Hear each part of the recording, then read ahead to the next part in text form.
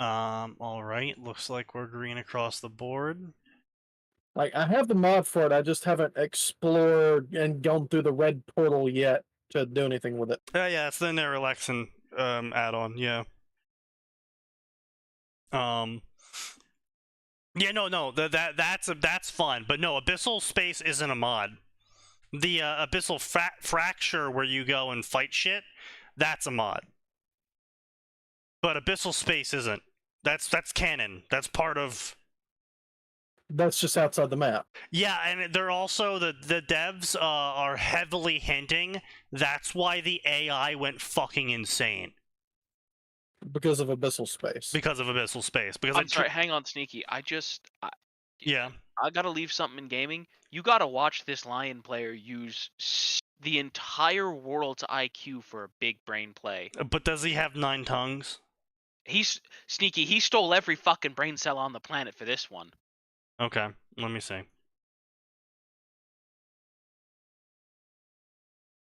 Fucking Reddit. Oh my god, just let me fucking play the video. No, they'll never let you do that. Ah! Alright.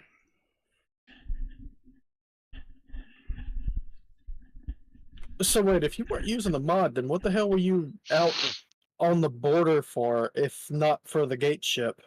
Oh, I was going for the gate ship. That's not part of the mod, bro. That's canon. Oh, that's all? Yeah, so the little red circle, the Abyssal Fracture, that's a mod. Okay. But just everything else isn't, which is spooky. Also, I don't know which specific, I think it's Nerelexin that does that, maybe, or maybe it's random assortment of things, but the gate ship wasn't there. The gate ship was replaced with a wormhole device, which scares me as well. Oh, those are... So, there are supposed to be 4, but apparently in this playthrough I only got 2, and you can't just add the rest through console or it crashes. Well, yeah, alright, yeah. Where'd you find the second one? Alright, so when you drop into the, the initial red,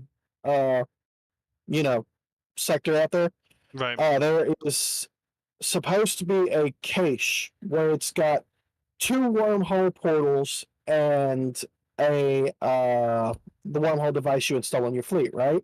Right.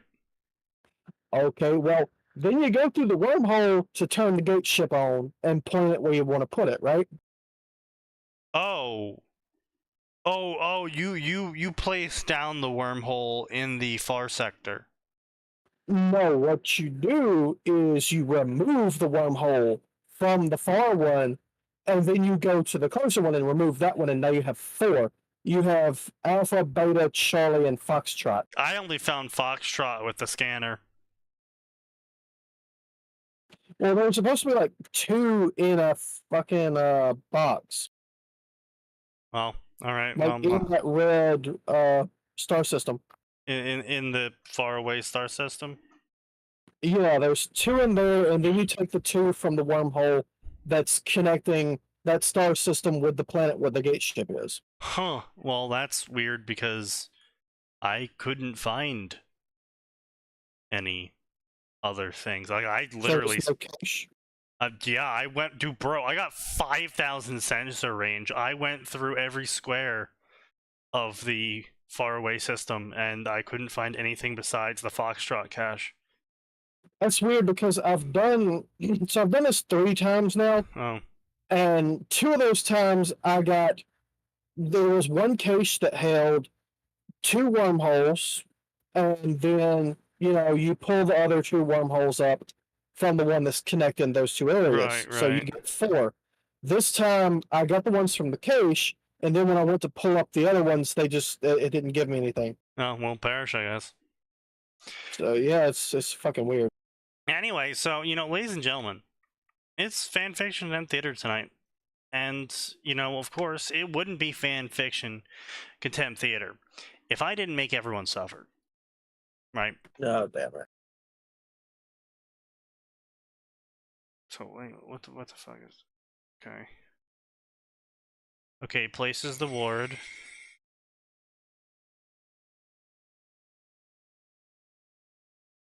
I told you he stole every brain cell for that one.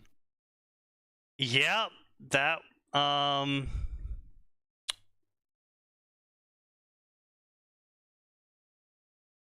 I've was never played Dota, so what? that was What's the deal? something. So there's an item in the game called Refresher Orbs. It does what it says on the tin. It forcefully refreshes all of your spells and items, regardless of what their Yeah. current cooldown is. Very useful, very late game stuff, so you can, chain stuns and do other wacky shit with it, right? Right. Lion placed a observer ward, which illuminates a part of the map. And then he used his refresher orb to refresh the 0.5 second cooldown on placing a observer ward to place a second one in the exact same spot. So he wasted it. Yes. No. Yes. Big brain play. Very big brain. Every brain cell on the planet, sign. Yeah, every collective brain cell. Okay.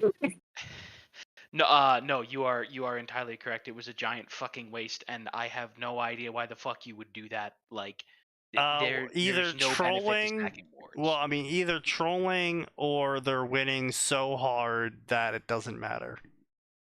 I mean, two of his teammates died in that clip, so I don't think they're winning that hard. Yeah, that's fair. maybe he's just throwing them. Yeah. Also, sign, just so you know, the whole reason there's like a 1 second cooldown on wards, So you don't accidentally place two. yeah, it's explicitly there to make it harder for you to plant 2 wards at a time. They also did it because a very long time ago you used to have to keep your sentry ward separate from your observer wards. Then they made them a thing. It's a bunch of bullshit. But yeah, no, there's literally no McFucking reason to do that at all. I don't know why you would. So he's retarded. Yes. Oh, very retarded, sign. A level of retarded that not even your audience can match. Frankly. Yeah, truly. Yeah, no, I have to agree. So, speaking of retards and sign, so we were talking. See, what you people don't understand, you don't understand what a service Valve is doing to mankind. They're filtering the retards. You're getting the filtered retard, sign. Oh, no. So, we were talking on Sign's server about some of Sign's fan fiction and how the quality has massively dropped off these days as he feels both rushed and extreme porn brain affecting him. Sign, you may have a porn addiction. He might have a minor porn addiction. Yeah. Among other things that I have verily insulted Sign with. All deserved. But we did start talking. Complain too much about it. What? Oh, I said know. Too much about it. Yeah, I know you didn't complain about it. I'm just, setting the scene. So we were starting to talk about Wandering Prince, one of Sign's only stories that doesn't have porn in it in the first 2 chapters. And despite his proclamations that he would definitely not be pornificating Wandering Prince, in the past couple of podcasts we have recordings of him saying such on, he has immediately gone and pornificated Wandering Prince to the shock of no one. No, hold on. I have not written a single drop of porn for that story yet. No, but you did share in the story talk about chat that your plan was for everything with a vagina in Avatar The Last Airbender to fuck Zuko yourself insert at some point. You do realize that's just spitballing and seeing what sticks.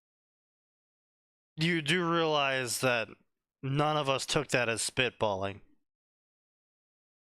You didn't? None of us took it as spitballing. That It's literally how I work is throw out ideas, see what people like, Yeah, and then that's go from there. that's kind of the reason why every single person in the chat shit on you simultaneously. Yes, I noticed. Yes. So, so Sign proceeded to share with me the future chapters that he's already written, and honestly, they're not too bad. But it's sort of like saying, well, you've already dived waist deep in the dog shit pit. It's not too bad once you get down there.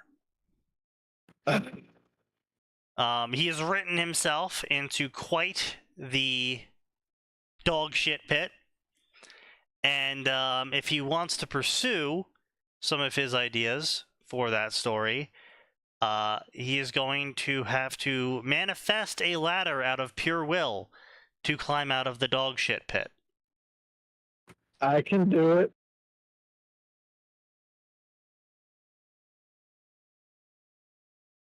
Our silence. Our silence says more than anything we ever could. You know what? So, I'm gonna pull Sign out of the hot seat. Yeah.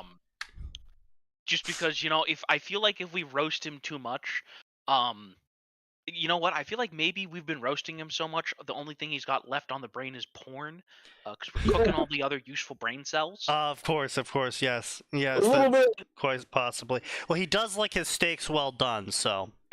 No. Fuck no. Rare to medium. Okay, I was about to be like, shit. I gotta call PayPal. I sent money to a fucking barbarian. Shit. No, I'm gonna make my shit for 5 days and then I cook at medium rare. Yeah. Okay. I will say, depending on the steak, I like medium well. Depends on the steak. A fillet, you gotta do medium rare.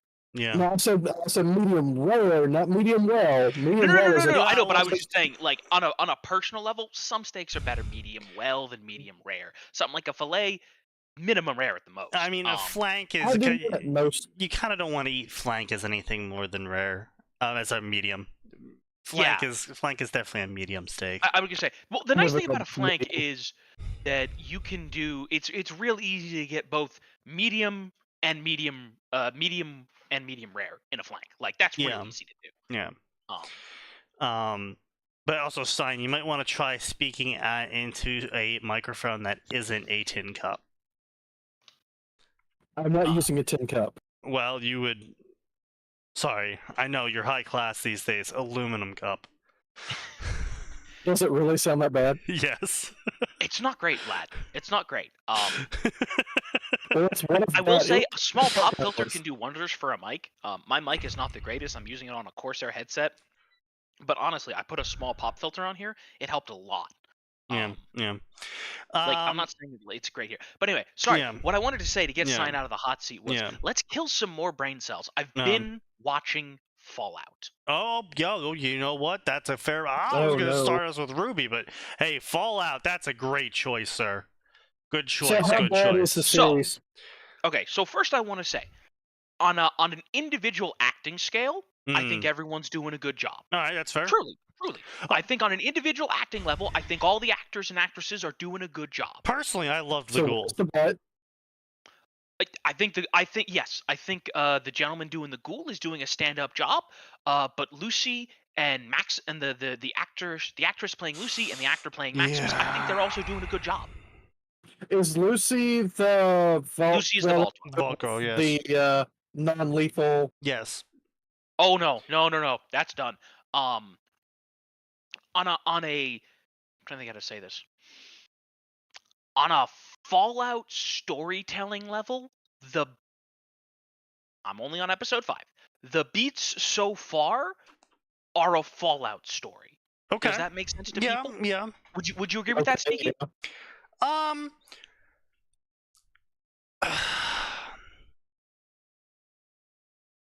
Fallout 3 at best. Sure. But even if people will say that that's one of the worst stories, still a Fallout story. I mean, 76 is clearly the worst, but yeah. That's true. I'm sorry. You know what? I should apologize to Fallout 3 because I did, in fact, blank 76 from my brain. That's totally As one understandable. does. Yeah. But yeah, so like for example, Lucy coming out of the vault. Right. She comes out of the vault the way a vault dweller should. She's naive. She's trying to be helpful. She's trying to do stuff that we don't ever really get to see in game, but that makes sense for someone coming from a vault, right? Right. She tries to do things like de-escalate conflicts and talk things out, because obviously that kind of thing would be emphasized in a vault where, as we've all seen, a little bit of violence can get real fucking out of hand real fucking quick. Well, it's not only that. Yeah. It's also, I mean, I forget what Lucy's position was, whether she was cryo-frozen or there was a vault there. Like No, full... just a regular vault. Okay, yeah, it was full society then. Okay. Yeah, so full society. I will say they've dropped some interesting hooks about what the Vault Tech experiment was, and I'm curious as to what the hell that one is, because they had so 3 vaults connected. Yeah. If you know, I actually don't want to know. I actually want to see what they do. Okay, I have to break this to you, because you're going to be massively disappointed otherwise, because you are building yourself up. Shit. The Vault Tech experiment is capitalism is evil. Really? Yes. Huh? That. Okay, wait. sounds- How is that the Vault Tech experiment? Genuinely. Sorry, that's the message. So the Vault Tech experiment is some fucking whatever, blah blah blah, profit margins. The message is capitalism is evil. Okay, I have no idea how we're going to get to capitalism is evil, because so far all that we have had is one vault that had some kind of horrible problem, and we think the people inside ate themselves because their food died. We've got one vault that's working perfectly normally until some raiders come along, because they got in through the empty, dead vault. Right. And then we haven't seen the third vault yet. So I'm not saying you're wrong. I have no idea how the fuck we're going to get to capitalism's evil. Wait, you mean on the Flashbacks. show? Yes, yeah, no. In the show, they 'Cause- reveal the big message is that capitalism is evil, because Vault Tech caused the world war for profit margins.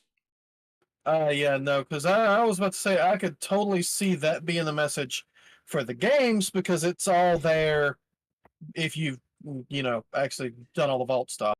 I mean, yeah, no, totally. And to be fair, it's a pretty Fallout message, because based on all the lore that we've been able to pick up in the games, yes, the whole war was ultimately caused by rampant capitalism and people not trying to get along. That's a different story. Well, I would say more that pre-show, the message of Fallout, especially with all of the Vault lore, was that power in the hands of evil people will do terrible things. And Well, I mean, that's certainly one of the messages. Absolutely no question. well, because I mean, you see it constantly happen. With fucking Megaton, you see it happen with Project Purity. You see it happen with the Brotherhood arcs, the multiple Brotherhood arcs. You see it happen with the fucking Minutemen. You see it happen with the Gunners. You see it happen pretty much every faction, almost every overarching story in the new Fallout games is people with power who are evil will do terrible, terrible things. And I mean, it's not even. I agree with you. It's not even new to. It's not even new to the new Fallout. I mean, fuck's sake, the ending of Fallout 1 is, hey, you saved the vault. Get the fuck out. Yeah. Yeah, and the dangers of absolute power, the dangers of in-group preference, community, the dangers of nukes. Yeah, well, yeah, obviously the dangers of nukes, but Congratulations, Sign. You read the fucking neon light. Yeah, but Weren't the exactly nukes. subtle. Well, the nukes in the end weren't even the danger itself. They were just another weapon in the arsenal of people who really shouldn't have had power in the first place. Because before the nukes fell, they were doing insane shit anyway without the nukes being launched at each other, like in Alaska and stuff like that. That doesn't, even without the nukes, mass war was still occurring, and yeah, the nukes ended everything, but the nukes were going to end without the nukes. Shit was going to end anyway because society was effectively collapsing on both sides. Yeah, there's no question about that. You can go back to the they've done a pretty good job of referencing this even in the new games. But Fallout 1 reveals to you that, hey, just a reminder that Vault Tech was started before the US government was worried about nukes. They made 3 vaults, vaults 1, 2, and 3, for actual government fuckers. And then I think there was like a secret vault under like the White House or something. Yeah. Um, But and those were the only vaults that were guaranteed to have no fuckery. They did also establish some control vaults where they just said, we'll see what the fuck happens. Some of them had fairly benign experiments, like 101. Vault 101's whole purpose was, hey, let's see just how fucked we can get with inbreeding. Yeah. We won't have them. They won't open their vault door for 500 years. We'll see what happens. Yeah. But the original purpose of the vault was, what kind of fucked up experiments can we do if we have a closed system? Yeah. And no ethics. That's the whole reason the vaults exist, was to do crazy fucked up experiments that to be you fair, would never get away with. Oh, to be fair though, I mean, nearly like 99% of everyone involved didn't know. Oh, no. The people building it didn't know. Well, no, not even the people building it. The people running it. So a lot of the Vault Tech employees themselves had no idea. Like they all, like a very large majority, thought they were just selling safety devices to people. Yes. The middle and upper management knew that tests were being run, but thought they were benign stuff, like how to make people more fit, or what if we breed a whole bunch of geniuses together. And then the really, top tier upper management were like, what if we breed a bunch of geniuses together and then turn them all schizophrenic paranoid? Honestly, to this day, the vault that still makes me the most upset is the one. Shit, what was the one with the violin 83 from Fallout 3? Yeah. That's the one that makes me the most angry. We must preserve culture. All right, we took a bunch of those fucking culture nerds. Now let's play white noise until they turn into psychopaths. Like, I don't know why that vault makes me so angry. Probably because the writers, and Josh Sawyer specifically, did a fantastic job of writing the notes from one girl she's like a mid violinist at best. But she's like, oh my god, I can't believe I got into the vault full of crazy, super smart musical geniuses. I'm getting better every day. This is amazing. I've recorded my first solo. I'm so happy. And then you find her last journal entry as she's losing her mind, trying not to become schizophrenic murder hobo from the white noise. Yeah, can't you hear people screaming and guns and shit in the background? Yeah. No. That one, the last one's just a text entry. Right. What I was thinking of was the drug vault, which was also really fucked up. Oh yeah. Whew. Yeah, that was a fucked up one too. But yeah, that's just one that makes me real mad. But credit to all the people who've done the vault writing so far. It feels like a vault. I'll see what the Vault Tech experiment is. Getting back to the actual show. Sorry. Right. It feels like a Fallout story so far, right? Lucy comes out of the vault. She behaves in a way a vault dweller does. My first thought was she's adapting to life in the wasteland pretty quick, but I'm like, nah, you know what? Actually, all the main Vault Dweller characters have been goddamn quick adapters too. Well, Now, I of course, mean, part of that it's is not because they're just being that. driven Had to by be the or die. player. Well, But that's just it. yeah. Adapt or die. Yeah, And that's she what I was does. gonna say. Yeah, it also wouldn't make for a very interesting story because I mean, like you can have plenty of stories of people leaving the vault, not adapting fast enough, and then dying, and it's like, okay, that's cool, but that's like cool as like an ambient story to find, not Yeah. as the main character's arc, because that would just be boring. Yeah, but so they have her adapt quickly. All right, cool. The guy who's a Brotherhood knight, you know what? Honestly, he's what I expect from most of the Brotherhood motherfuckers. Truly. Yeah. The Brotherhood in Fallout 1 are a bag of dicks. The Brotherhood in Fallout 2 are somehow an even bigger bag of dicks.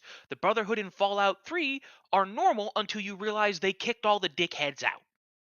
Yeah, until you encounter the outcasts, so they're like, hey, fucko, turn around or we shoot you.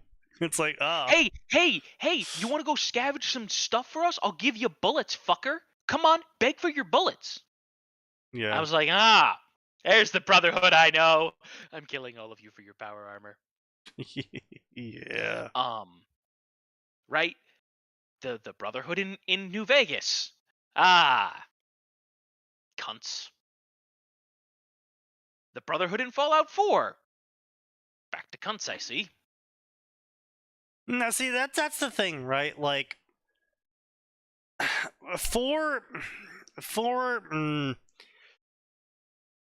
so there was a number of writers in Fallout 4 who went on public podiums and said that the Brotherhood is a racist, sexist, xenophobic, fascist faction and you shouldn't empathize with them, blah, blah, blah. And then they're also now like, oh yeah, by the way, they love helping women and they invite black people into their organization and they're okay with ghouls now. It's like, okay, well, are they racist, sexist, xenophobic Nazis or are they not? I was gonna say, I remember that. I always had a problem with that because they've shown us like they've shown us, you know, female paladins. They've shown us African American paladins. Right, yeah, it's For like, crying I'm out loud. fine with it. It's just like, what the fuck? Here's the thing. Nobody cared about it until you said that they were assholes. And it's like, okay, but one of the first people that jumps to my mind is Star Paladin Cross from Fallout 3, Oh, yeah, who's yeah. a great companion, who's black and kicks ass with a fucking not gravity hammer. Power slash. Power hammer, yeah. Like, she's one of the best companions you can get because she tanks damage like none other, except for Fox. But you can't beat Fox. He comes with a rage minigun. Yeah. Right, but like, I'm just like, so I remember that. That was a stupid fucking thing. But Yeah, like, that's what I'm saying, yeah. the whole point of the Brotherhood has always been that you're supposed to empathize with them a little bit because, yes, they're assholes, but they have a point. He's an asshole, but he's not wrong. No. Here's the thing: they are wrong, but they do have a point. Because most of the time, your first encounter with the Brotherhood is going to be either a really friendly guy or a guy who's just a real piece of work. But you'll find out that he's being a piece of work because he's out here trying to recover something stupid dangerous. Like, I want to point out, the Brotherhood is totally right to not trust the courier because the courier can go to, fuck, what's the valley, Sneaky? Lonesome Road? Or not Lonesome Road. The Divide. Yeah, the Divide, yeah. I forget what that place is called. But you can go to the Divide, and you can find nukes. And 4 of your 5 options are shoot the nukes. Yeah. One is nuke Caesar's Legion. One is nuke New Vegas. One is nuke the Brotherhood. And the last one is nuke everybody gets a nuke. Nuke them all. Yeah. Like, and right, the Divide is not meant to tell you that story, but the Divide does tell you that story of, no, that's exactly what the Brotherhood is there to stop. Yeah. Because that shit's dangerous. Well, no, it's like it's basically like the Brotherhood was there, formed by the original army remnants, and the army remnants looked at all of the advanced technology that made it I was gonna say, easy. remember, it wasn't even started by the. You are right. It was started by. It was started by. It was like a lieutenant from the Army Corps of Engineers Yeah. who went, "Wow, look at what all of these so-called smart people and leaders did with technology." Yeah. And you can't nuke the Brotherhood. No, yeah. You stop the nuke heading towards New Vegas. Your options are nuke That's right. nuke the NCR, nuke Caesar's Legion, or nuke them both. Nuke both, or the fourth disable. option is if you collected all of Edie's code fragments to stop it all. Sorry, I misremembered that you could. So I'm sorry. You can't nuke New Vegas, but you can nuke two of the only remaining bastions of civilization. Even if I want to be clear, even if I find Caesar's Legion absolutely reprehensible, it is, on the barest of minimums, technically better than Raiders. As someone once Barely. said, they made the trains run on time and the streets were clean. Yes. No, but really, like, that's a when your choices are between the guy who's gonna kill me and fuck my eye socket, and not necessarily in that order, Yeah. Yeah. or the guy who's talking about rebuilding the Roman legion, and has brought back the most painful method of execution known to man. But hey, I get 3 square meals a day. Yeah, so that's the thing with Caesar's Legion is you did hear like if you ever did the Caesar. No argument. Max, That argument falls apart when you remember that some of Caesar's Legion. Max, you okay? My robot. Yeah, Yeah. You're cutting out. Motherfucker. And to be clear, I know what you're gonna. I think I know the No, gist of Max's argument. I told you I'm on T-Mobile. What? Well, the gist is like they also are killing and soul fucking you. They're just smarter. Yes. Yeah, Yes. yeah. Well, in to be their fair, logistics. a majority of the Legion is composed of raider clans who were kicked the shit out of and then told die or join. Yes, and that's what I was gonna say. Max is 100% correct. It just then becomes an in-group versus an out-group of, well, if I'm in Caesar's Legion, then I don't get my skull fucked. Yes. Still terrible. Yeah. No, and don't get me I wrong. mean, no, that's not true. That could still happen. If you're unlucky in this side, you can join, but you're a slave. Well, yes. Don't forget they. Yeah, but Even members still. There's still a power hierarchy that you're missing. Yes. There. What I'm trying to get at though is when you learn about Caesar's Legion from the outside, it's like, oh, it's these raving band of barbarians. But then when you learn about Caesar's Legion from the people in Caesar's Legion, you'll be talking to like tradesmen there, and they'll be like, yeah, I mean, like they're not too far from raiders still, but like the streets are clean. I never have to worry about a bandit attack anywhere. I don't even need to carry a weapon anymore or hire security when I'm doing my when I'm doing my trade caravans because there aren't any. Because the Legion, when they catch you and they think you're doing a crime, they don't even have to prove they're doing the crime. They just think you're doing the crime. They just nail you to a cross and let you die. If you're lucky, they'll shoot you. And they even went full medieval Europe with it, and were like, well, if you last 72 hours, you're innocent. Really? Yeah. Just to be clear, again, Caesar's Legion, super de-duper fucked and a terrible option. Also, they would line the roads with the people that they found guilty of Guilty. supposed crimes. So Yeah. Again, Wait, so hang on. So if absolutely you survive the horrific. cross for 3 days, they let you down? yeah, Yep. Is that what you said? yeah. Okay, hang on. There are several NPCs that I had a quest to save that were up there for several weeks in game time. Well, Yeah, I think there might yes, be something obviously, wrong but that's here. for the quest. No, Yeah. I know that's for the quest. I just find it funny that There they're is, like, if did we ever you're let down that one drug runner? pro Caesar's Legion, there is one Eh. quest you can pick up where a person on the cross asks you for water, so they can keep living and make it to the third day. Getting biblical, are we? But yeah, I mean, Caesar's Legion, obviously terrible. They did terrible things, but again, they kept the streets clean. I was gonna say they are, however, just like I said, just barely above something like the Capital Wasteland, Yeah. because the Capital Wasteland, that shit real sucks. At least if I was in Caesar's Legion territory, sure, I'm impressed.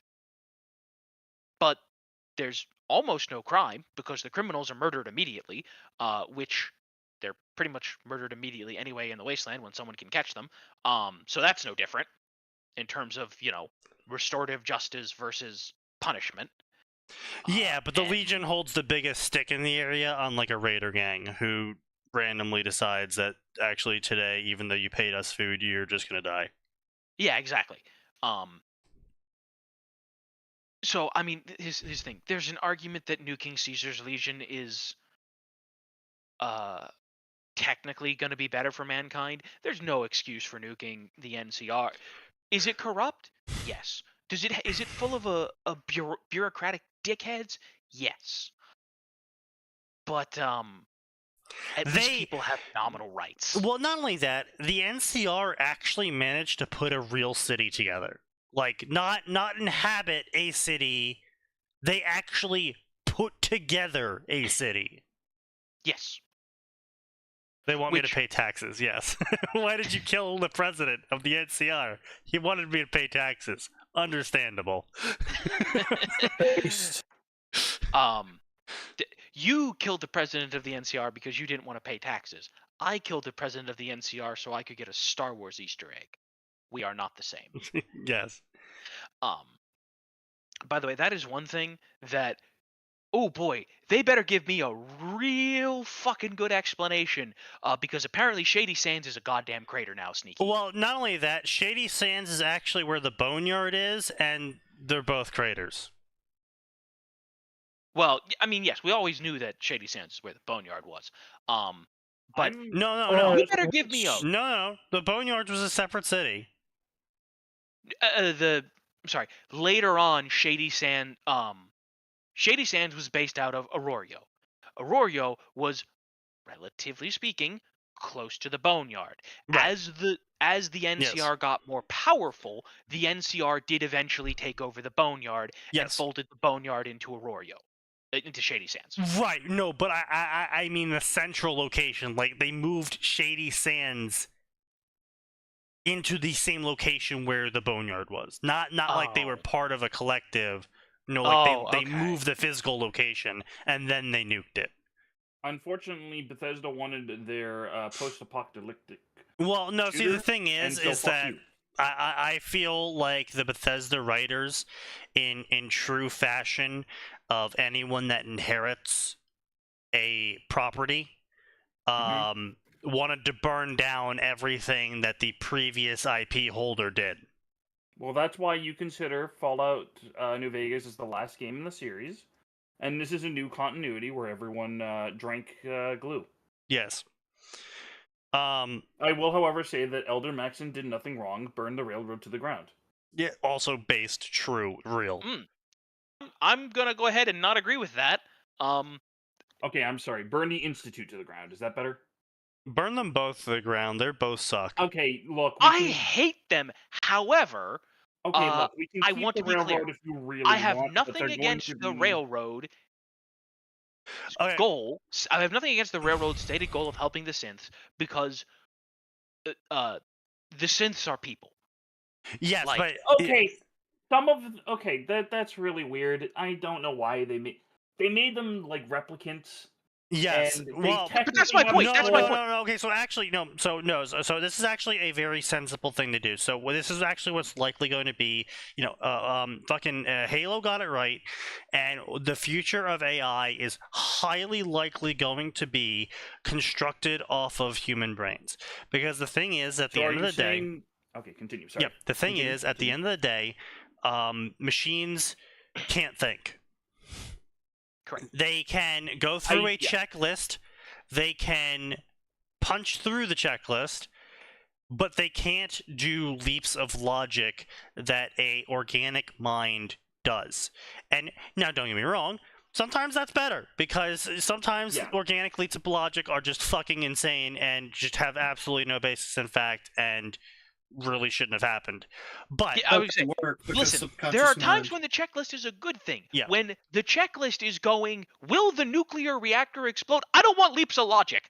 I want a checklist. yeah, but the I think problem there there was the short that. Oh, sorry. No, in the creation of AI, the problem is, however, I'm talking about true AI. I'm not talking about fucking chatbots. I'm not talking about extreme language models that are super advanced and have analyzed every human language over the past 30 years and are fully capable of creating a lifelike response. The problem is that response is based off of a checklist. And now you could say, oh, but humans are like a checklist too because they are like, they have a bunch of ingrained ideas that they use for how to greet people and shit. It's like, yes, you're not wrong. However, it's not literal. Like, the human brain doesn't go through a literal checklist. It goes through a emotional list of, I feel happy when people make this noise at me. I will make this noise at other people. To make them make that noise at me. Yeah, exactly. yes. And so, If I make the happy noise, they're required to make the happy noise. yeah, that's how it goes. Time, don't write that down. Yeah. Well, I posted the. I posted the thing that I was thinking of regarding just like possibly going down a checklist. I think that works also for possible smart. Like, dumb AI and smart AI is a really good system, and I'm actually kind of annoyed more places have not copied it. Because the idea of smart AIs is fucking amazing. I fucking love it. The problem is that at the end of the day, the checklist will never be capable of producing anything but the checklist. The human brain will make leaps of logic that, while might on the surface be completely unreasonable, have no substantiation in fact, might also be entirely right. Because, fuck you. And that's what separates a smart AI from a dumb AI in Halo, for example, in that the smart AI doesn't go through a checklist. It just goes, okay, I'm going to make a guess, which a dumb AI is physically incapable of doing. And that's what we're currently at with all of our AIs, air quotes, is that we're at the dumb AI stage in where it literally just has a checklist and it will just go through the checklist. And if the thing that is happening is not on the checklist, the AI will just go, error, not found. If it doesn't have the checklist of reference, it literally just won't know what to do. And the problem is when you're trying to create a semi-autonomous killbot that goes out into the world, finds the target, and then eliminates the target in the least conspicuous way possible to possibly replace said target. The bot has to be able to make decisions that might not be accounted for by the scientists at the time of programming it, which means they need to base them off of a organic mind function, which means the best way to do that, because we don't know how to program that, is to do high intensity scans of a bunch of people with organic minds and then just copy paste.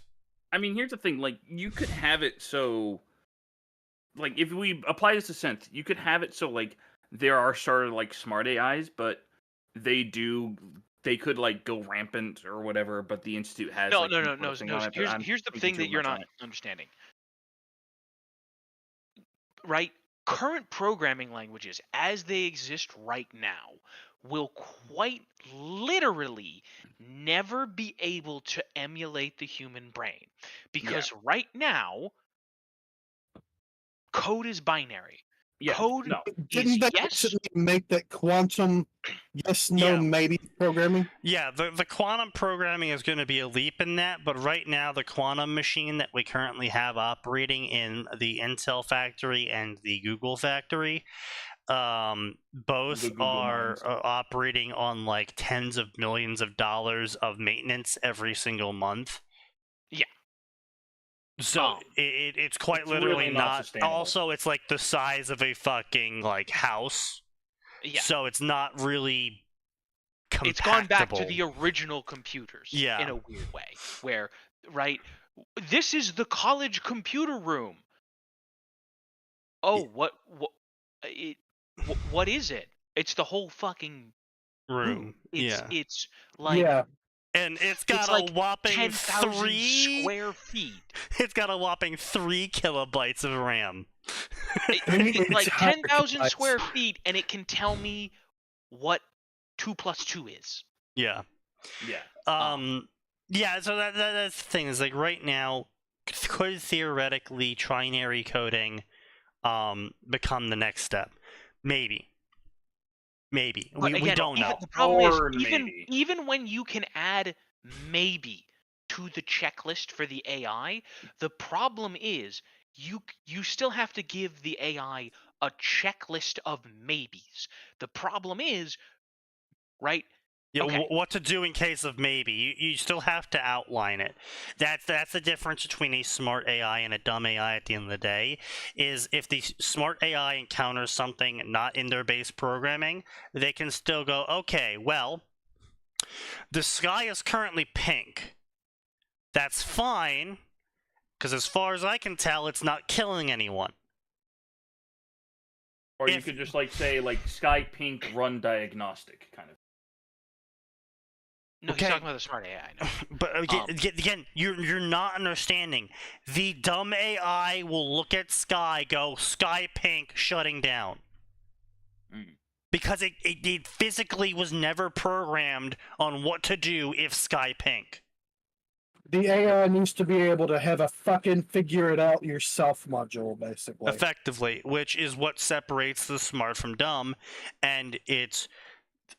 Again, this is what I'm saying, is I think the likeliest way we will ever get close to that is by copying and pasting a human brain. And we're getting very, we're getting very close with brain scans about being able to tell how exactly the brain is functioning. And I've been one of the first people to say, you know what?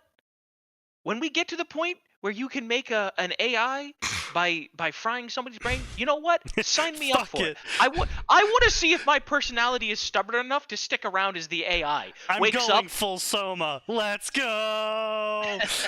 But the other thing, right? Up. The best explanation for the difference between the AI that we have today and a theoretical smart AI is that the AI we have today cannot problem solve. Yeah. Right? If you're Sign the human needs to cross a river. Sign the human sees that there is a tree. Sign the human understands that if he can get the tree to the river, Sign can cross the river. Now, you could program an AI to understand that you can get a dumb AI there, right? I can get a dumb AI and tell it to cross the river. Wait, how you cross the river is you make a bridge. Bridges are made out of the following things. Right. Blah, blah, blah, blah, blah, blah, blah, blah, blah, blah. Right? And you drill down to the most basic form of a bridge, which is tree. And so then the AI can go, aha, I have run through my entire checklist. There is a tree. There is a river. But it's a live tree. Right. It's a live tree. And the AI will not understand, and unless someone tells it to do it, the AI will never be able to go cut tree, find a way to bring tree to river. The AI can't do it. And until someone tells it that that's a possibility, it will never It can't occur to the AI. The Yeah. AI cannot have an occurrence. Which is why all the synths are based off of people, because the Institute came to the same conclusion I did, which was, we don't know how to program a smart AI, so we're just going to use people because people are effectively smart AIs. Yes. Yes. I mean, Sneaky is it's entirely correct in that. funny. I was Yeah, just saying no, for that's- the chat, and in this case, Nose, because Nose is playing My the role of the chat. problem with the Railroad is that they place synth lives over human lives. Yes, Yes, that is the main They're problem. And then stupid. there's also they're stupid in that. I'm not arguing that, but the goal of removing the intelligence, right? You have a bunch of you fight a bunch of random Mark 1 and Mark 2 synths that are obviously not people. They are robots, no different from shit, I forget any of the other robot models you run into Bethesda in the AI. game. Yes. not incorrect. highly correct. But right, they're obviously not people. But a synth is completely based off of a human brain. It is capable of making thoughts, decisions, and having desires. And by every metric that mankind has established to measure sentience, the AI is sentient. And therefore, at what point does the fake become reality, right? There are It people can't out there be- who can make such a masterful copy of the Mona Lisa that it is impossible to tell the difference between that Mona Lisa and the Mona Lisa in the Louvre. At which point, does it even matter if it's a fake? Yes. I mean, I am in the camp of there is a point in where it doesn't matter. Like, does the real Mona Lisa have the history behind it? Yes. And that's what separates it from the fake Mona Lisa. But that doesn't mean that the fake is lesser for not having the history. It just means it's not the original. Yeah, there's nothing wrong with a copy, but it will never be the original. Sure, but Right. there's a point where the copy is indistinguishable from the original. Radiocarbon dating and other testing methods can, in fact, distinguish the original Sign. from a copy. That is true. However, before we had those things, the statement of is there a difference between the fake and the real holds true. Yes, When okay. you're talking about a sentient being, if it is such a convincing fake that you, Sign, have no way to tell the difference between the convincing fake and the genuine article, then the convincing fake has the same value as a genuine article. All right, now there is. All right, let me put it this way. Take men and women and AI gynoids, right? Sure. The easiest method there to distinguish is, can it breed? If you have Well, sex hold with on. it, No, you can it can reproduce hold human on. babies? There is actively a company in existence right now in Germany. So I don't know if we should be Of course letting it's them. the fucking Germans. Yeah, I don't think we should be letting them cook on this one. But Hang on, I'm sorry. I had to plug my I headset in because Yeah. it's dying. yeah. What are the Germans doing? So the Germans are making test tube super babies for the rich. Germany? Germany? I We believe will we've had a discussion about this. Do I need to go dig up We will General have Patton and the have another Ubermensch. discussion? We Let's- will- we will have the test two babies. They shall be Aryan. Yeah. we You will have the let's cook, Ubermensch. yeah? Boy, Sorry, that's what did he? concerning. What did he say? I couldn't speak but- Elvish. Continue. The rejects get the oven. Anyway, so Germany right now is actively creating baby capsules in where the baby could actively live as a growing fetus. Artificial wombs, yes. So to your point of if you fuck the gynoid and it doesn't get pregnant, that must be the gynoid then. Well, No, I'm saying my point is, if we get to the point where you can, in fact, reproduce with one and make genuine human babies Yeah. with one, Yeah. at that point, I'd be willing to go, you know what? Okay, it's indistinguishable. Let's go Okay. ahead. I'm all for Okay, AI. so at this then, point. if breeding is Ooh, the yeah, metric that- by that's- which value is measured, Yeah, like I sign, said, there's Reproducing humans. what about humans that are born without the ability to do? I'm yeah, not, no, exactly. right. You know, and I'm I mean, gonna on top, talk like, you don't about have to get, extreme- you don't have to go that extreme. I mean, there's already, I mean, we covered the article previously, like it was at least a couple months back now, actually, Jesus, but yeah, it was like only like 40% of people actually think something like Oh that. God, yeah. Like The NPCs. Like there's a large swath of people that wouldn't count as sentient by normal metrics. It's a frighteningly large number, yes. Yeah, and so I mean, at that point, it's a question of, well, are you only saying that they are sentient because they are in the in-group human? And if you are only saying they are sentient because they are in the in-group human, then are you really able to judge what fits that criteria? Well, let me say this on a personal level. If my AI gynoid waifu loves me, she's completely loyal. Yeah. She is going to, Yeah. you know, Yeah. be a decent Uh-huh. being, not Yeah. necessarily a human being, but a decent being, Yeah. and she can, you know, Yeah. produce children. Yeah. At that point, it may be looking kind of superior to the original model. Okay. Yeah. Okay. So what All I'm right, hearing so I'm is definitely not finally even we gonna can have- touch Sign's incredibly stupid take on the value of people. Yeah, I feel like that's something I'm not even gonna touch that. Yeah. Other we than- can't even touch that. No. There is a lot wrong with that, but we'll Nah. not. Yeah. Who the fuck let bro cook? Yeah. Bro Get cooked him too out of the hard. No, who the fuck let bro cook, and why didn't they stop him? Yeah. Get him out of the kitchen.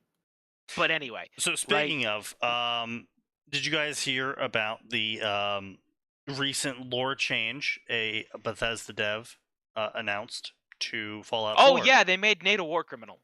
Yes.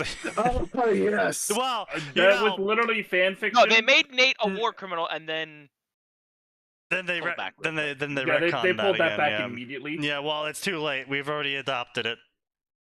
Well, here's the It's thing: he was a canon war now. criminal against communists. So Well, yeah, that's what I was saying. You know, is it really a crime if all you're doing is killing communists?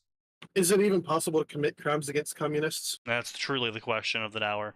Anyway, I don't know, Tanya. I've never killed humans, only communists. Anyway, so yeah, we have a unfortunate listing of Fallout Fix here before us. I say unfortunate listing because I haven't turned. You know, it to anyway, all I'm sorry. yet. Hang on, Yeah. just real quick, going Yeah. back to because we Yeah, did going get back off to of again, it. sure. Overall, I think it's not bad from a story writing perspective. Yeah. I reserve the right for that opinion to change after I get to the end of the season. Yeah. But right now, having finished episode 5, this feels like a Fallout story. Not necessarily the Fallout story that I want, but I'm gonna put this into a perspective from my end. Yeah. It feels like I am watching a series produced on YouTube by a small group of indie fans. Bullshit. no. Here's the In thing. both the I will quality agree of with that. writing, in the cosplay, in some of their acting ability, because I mean they are okay actors. They're not great actors. They're not. We spent $100 million plus on this show actors. Okay, let's be clear here. They are indie tier actors, and I'm not using this to insult indies. I'm using this to insult the show and the amount of money they've poured into it. The writing is passable. The cosplay is passable. Is No, this okay. the things- Here's what I gotta say. The cosplay is all good. However, However, there's an issue where The power armor's dog shit. no. I fundamentally disagree. I think there are a lot of scenes where the power armor looks good and Until he starts sounds moving. good. Right? I remember one of the first things. I don't know why this fucking power armor suddenly is goddamn Iron Man. Yeah, I hated that shit. I hate that. I don't know where the ghoul got a bolt pistol, and I would like to know.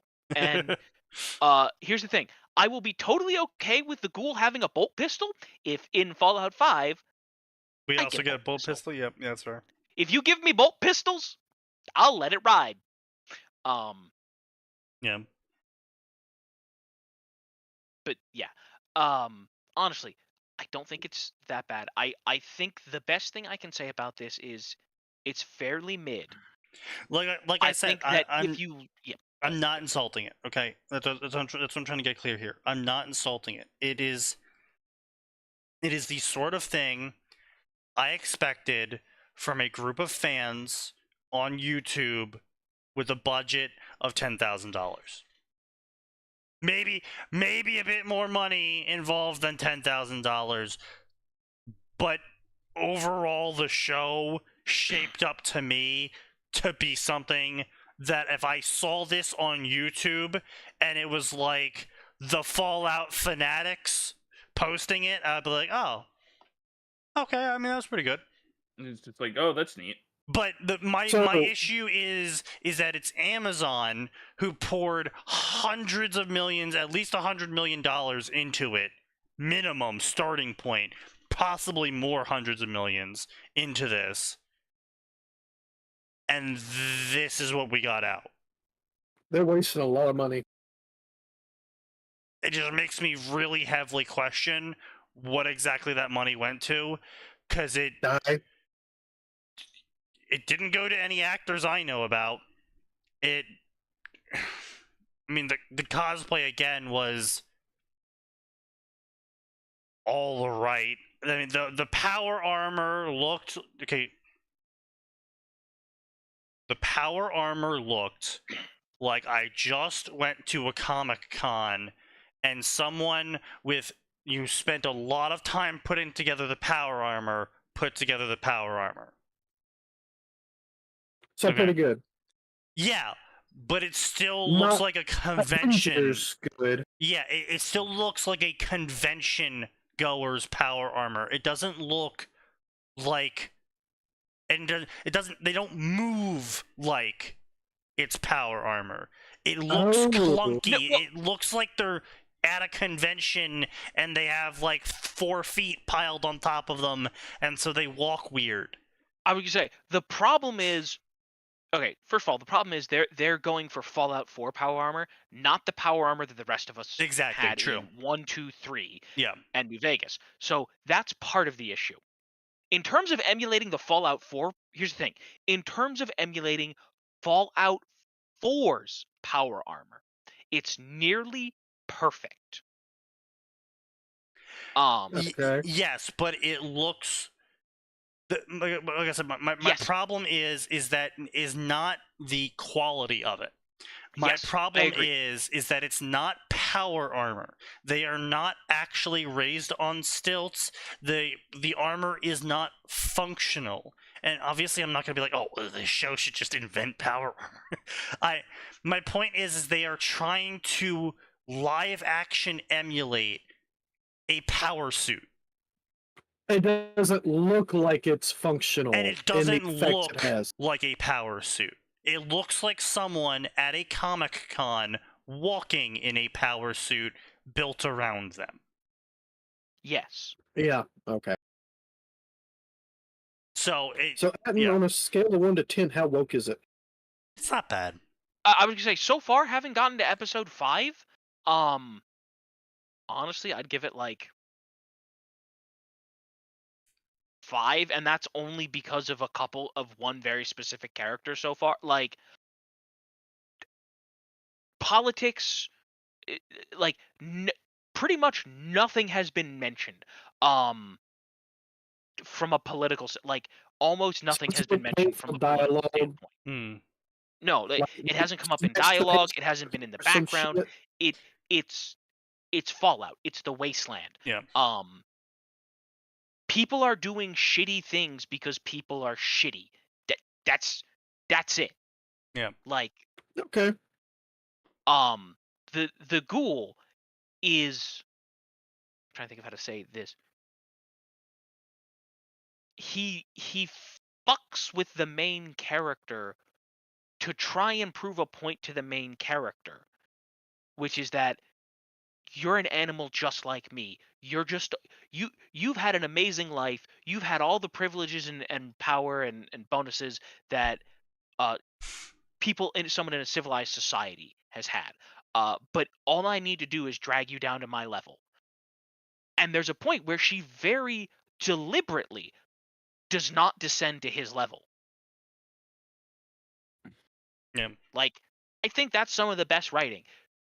She walks away, golden rule, motherfucker. I was like, you know what? That feels like the ending you could get in a Fallout quest. Okay. Yeah, I'm fair enough. better than you.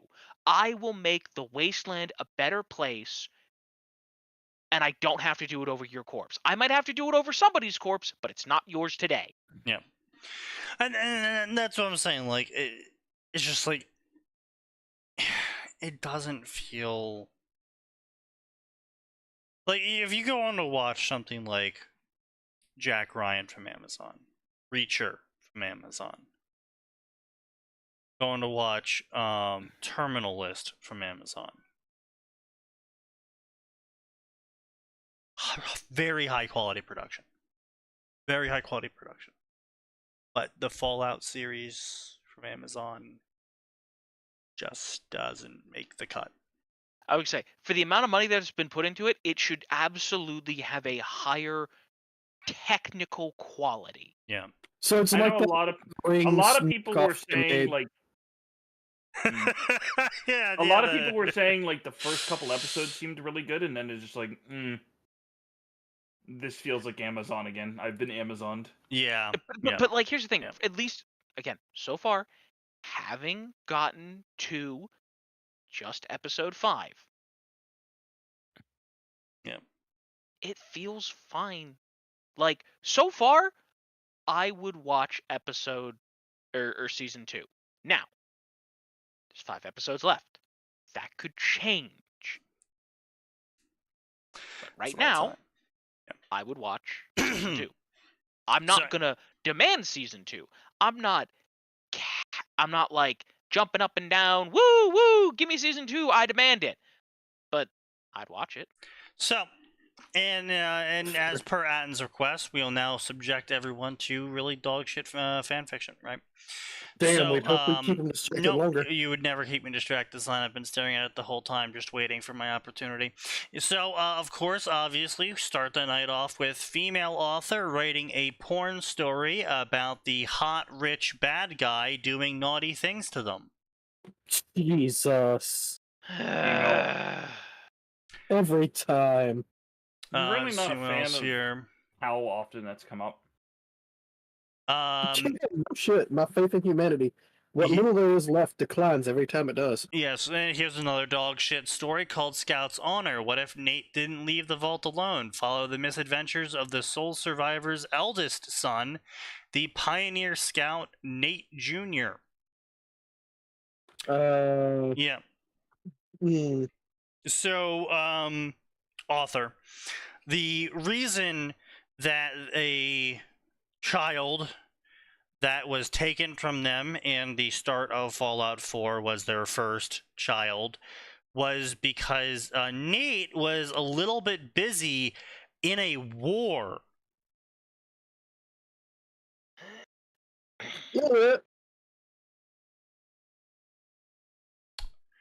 So he didn't have all that much time to have sex with his wife at home, not at war.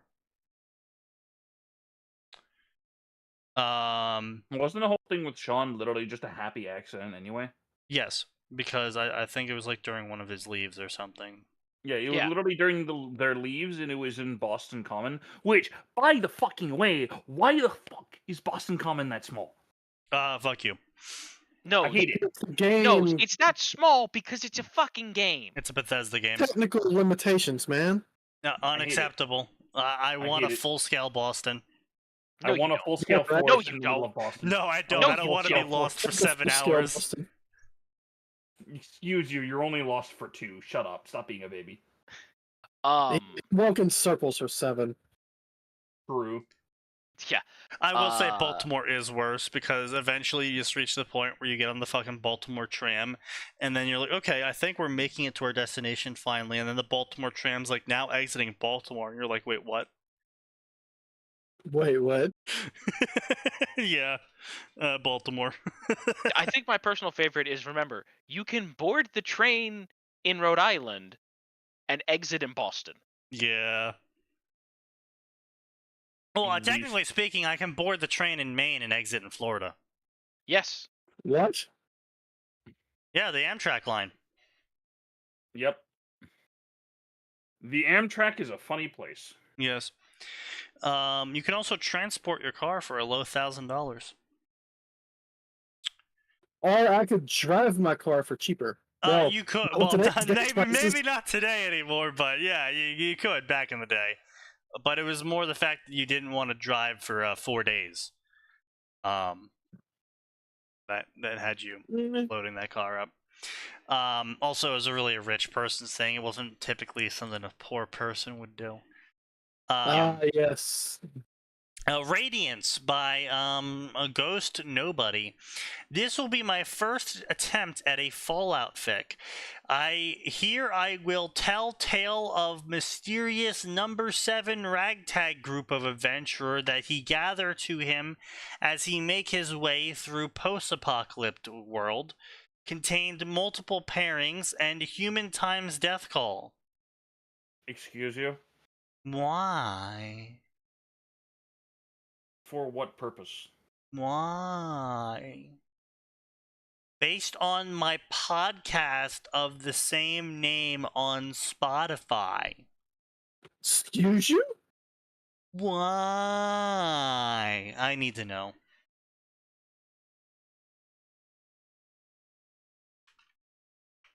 He has a podcast Who cares? I need to know. that he based his fan fiction on.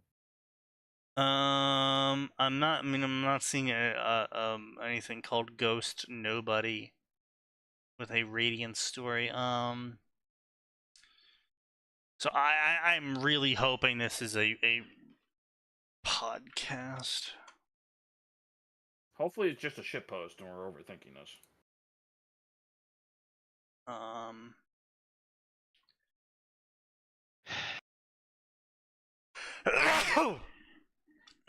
The Radiance podcast for Fallout. Yep, it's real.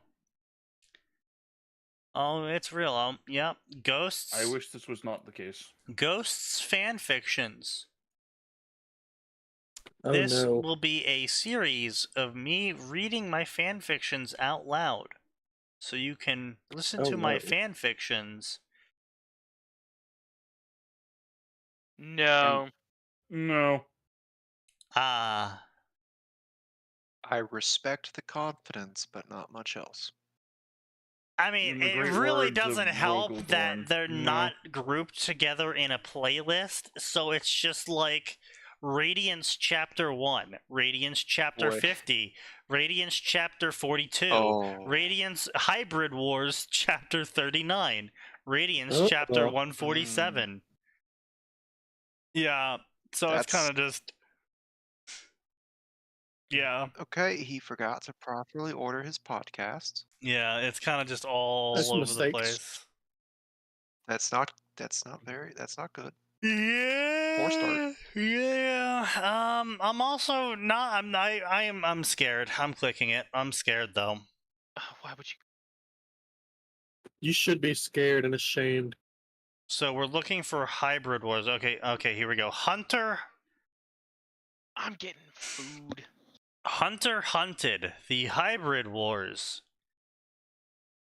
This will be a tale of Clan Mason, from their beginnings to the rise as a force of good in my personal version of the Alien vs. Predator universe.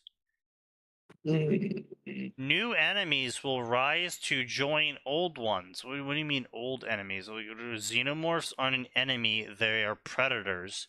And predators aren't predators, they're predators. They're not enemies. They're not gonna meet you on the field of battle. They're hunting you for sport and food.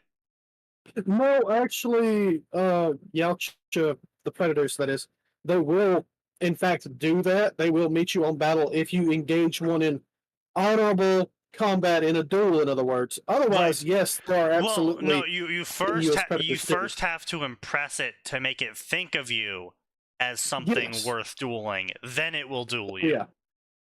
Yeah, absolutely. You have to impress it first, but once you do, then it will come out and duel you. Yeah, but until then, you're prey, not an enemy. Yeah.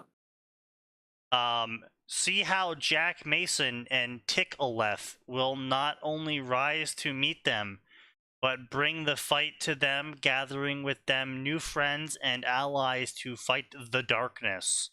Wait, Jack Mason, wasn't that the guy from the end of the AVP movie with the mech suit? I'm not. It's listed. It's marked as OC.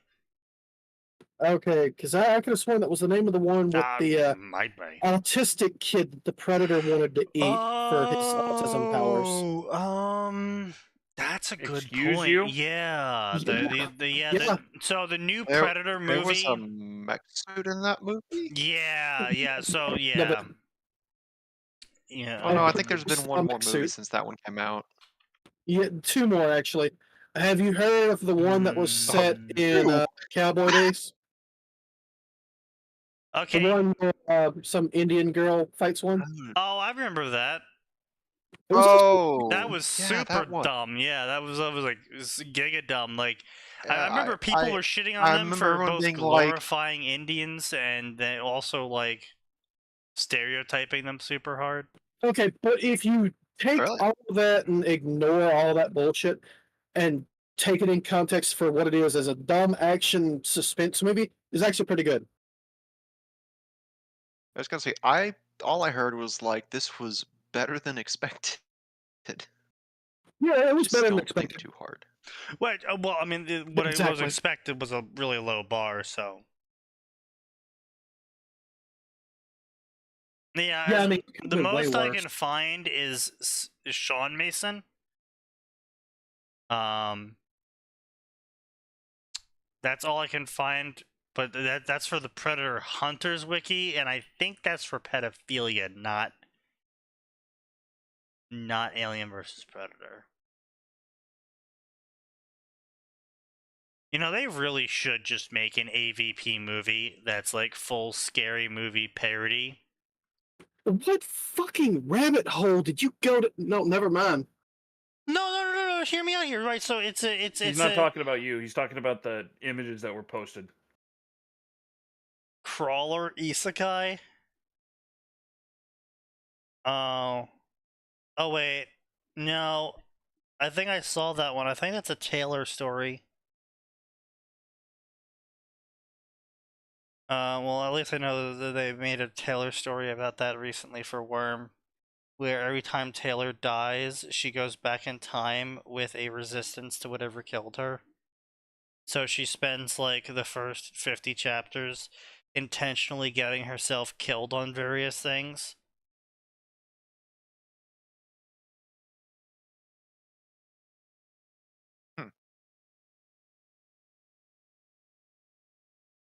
Reach heaven through feng shui engineering.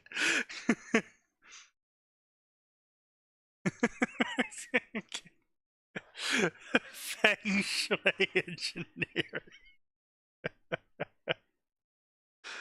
Oh god.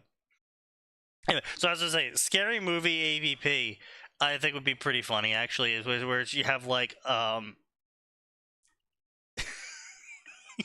get a bunch of illegal alien Mexicans and have them hunt down child predators. And the whole movie is from the perspective of the kid.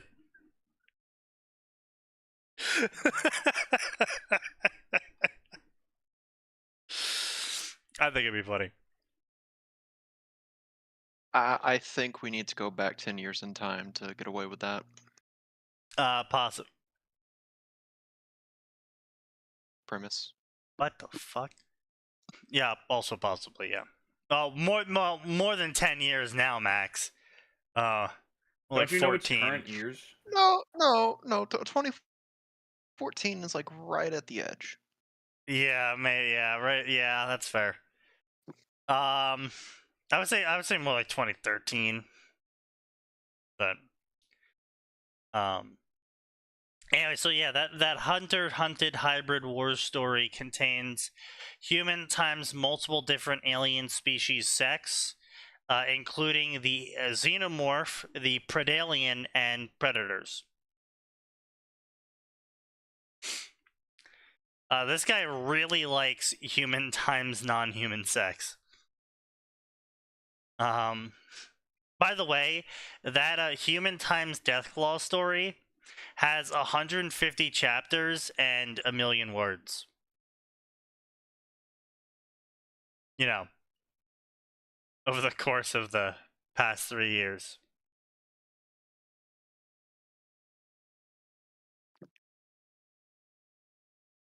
There are professional authors that would kill to be able to manage that kind of word count in only 3 years. I know, right? Write 10 books in the course of 3 years, but all 10 books are about fucking a giant lizard.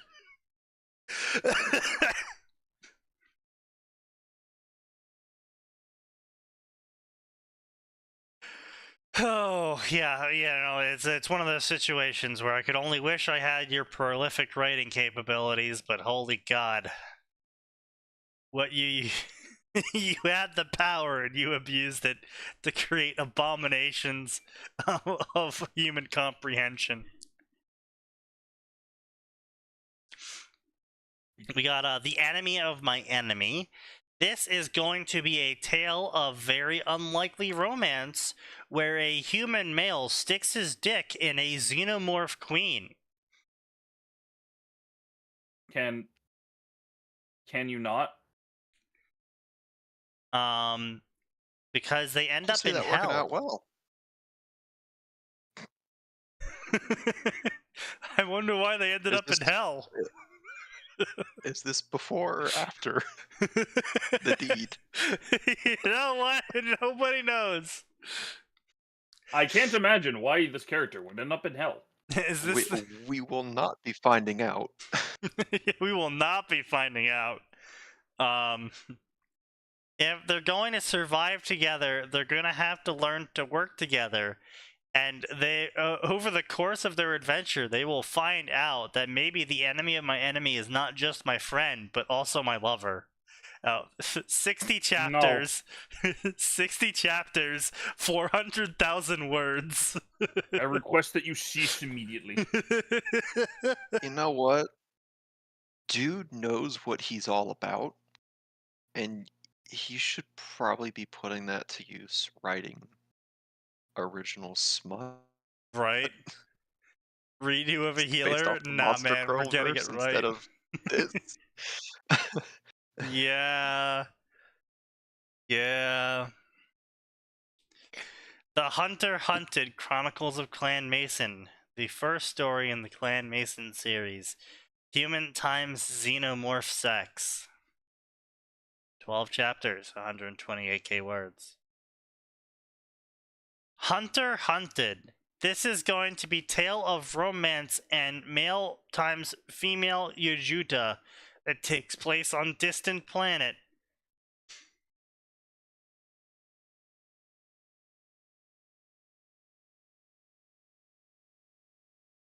What the absolute fuck did you... 40,000 evil daughters.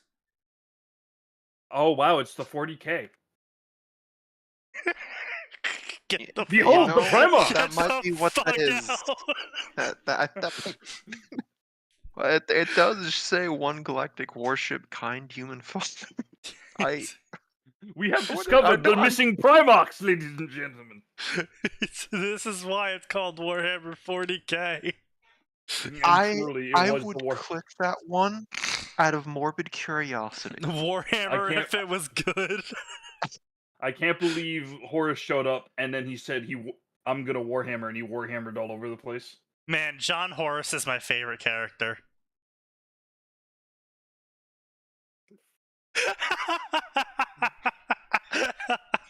I don't like how Hmm. well that fits. I don't like how well that one fits, Sneaky.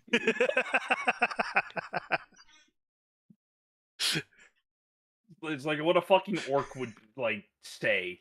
That's like a fucking like, oh yeah, I love John Horus. I'm part of the Imperium. My favorite warhero of the Imperium is John Horus. Yeah, like he's trying to- he's- Crump the Emperor.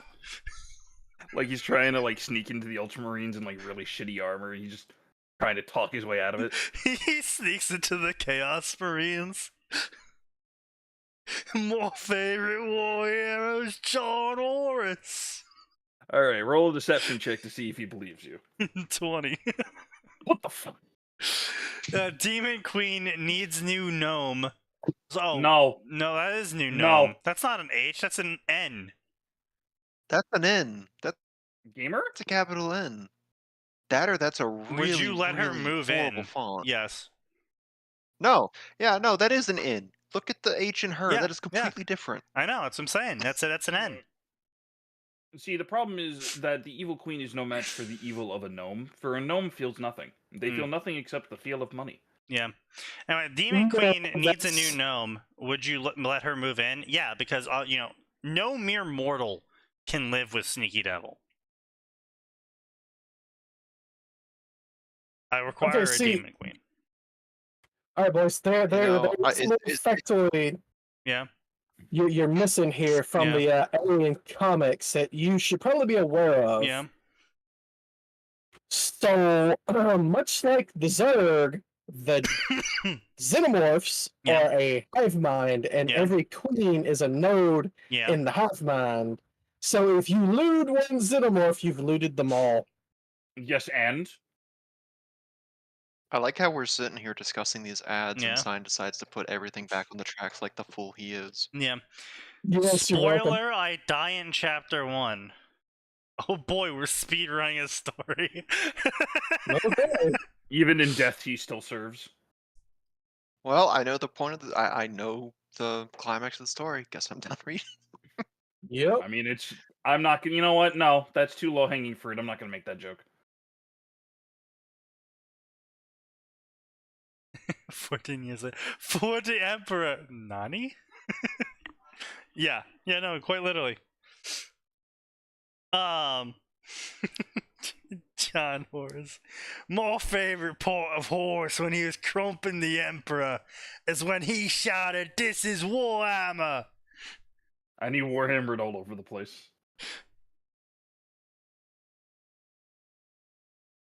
Oh. And orcs. Now I might be biased, Alright, but I do think orcs is where Can we get the other meme? Can we get the other meme in there somewhere? We were the heresy all along. Maybe the real heresy was the friends we made along the way. Commissar. There we go. Cox guns. Guardsman, I require my flame ammunition. Therapist toilet mimic isn't real. Yeah, No. that is a toilet mimic. Mm. The Emperor. Stand back, Horus! I'm going to Warhammer!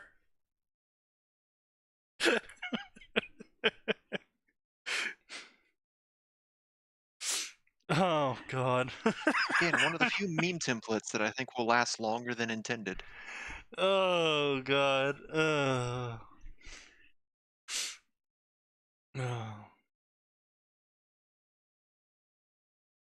He's got a morb. Pictured early black moon's haunted. What do you mean the moon's haunted? Grabs Picks up Claymore, Claymore. picks up Bible, moon's haunted.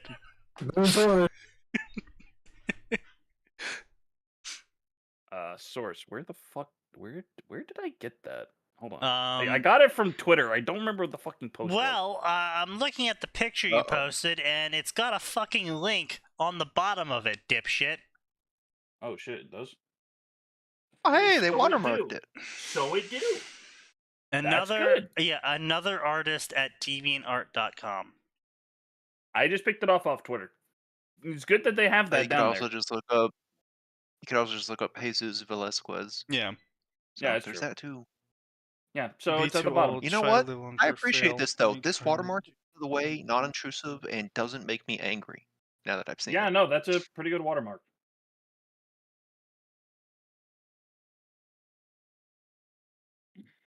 I mean, that's a pretty generic wushu story. I don't know, man.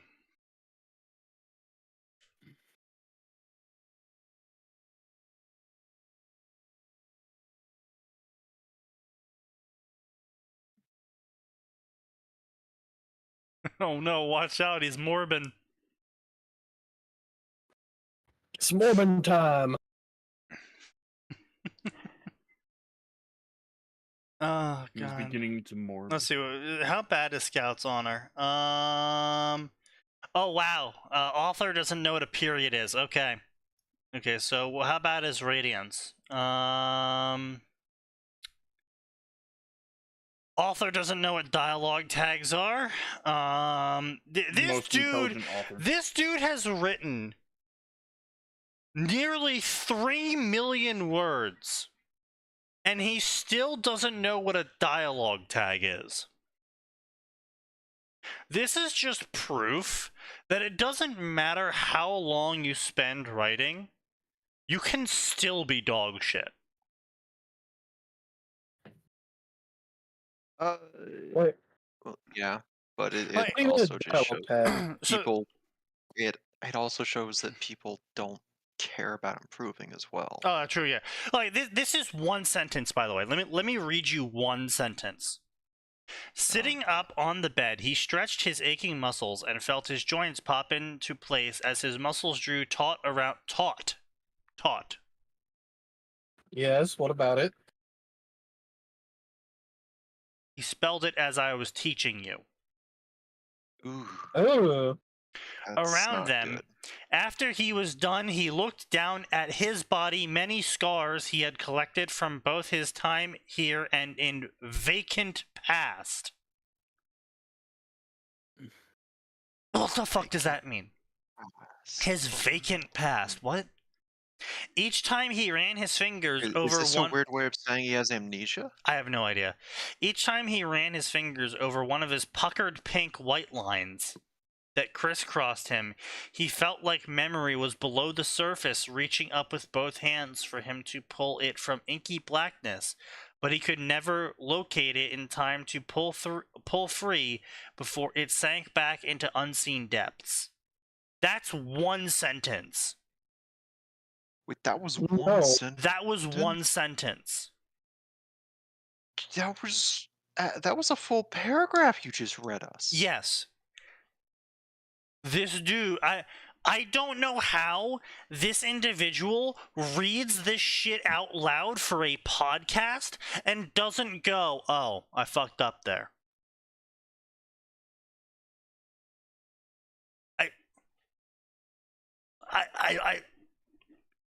This is the first individual I've ever seen where reading aloud their dog shit story doesn't make them realize the story is bad. This is the first person I've ever seen. Yeah. Like, how do you read this sentence and not go, why the fuck did I write that? Sentence. Again, keep in mind, this is one sentence.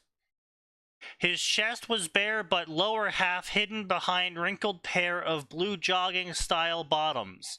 They gave freshly laundered set each and every week, a vest, a jumper, tracksuit bottoms, 7 sets of socks, boxers, and even pair of slippers, all in navy dark blue.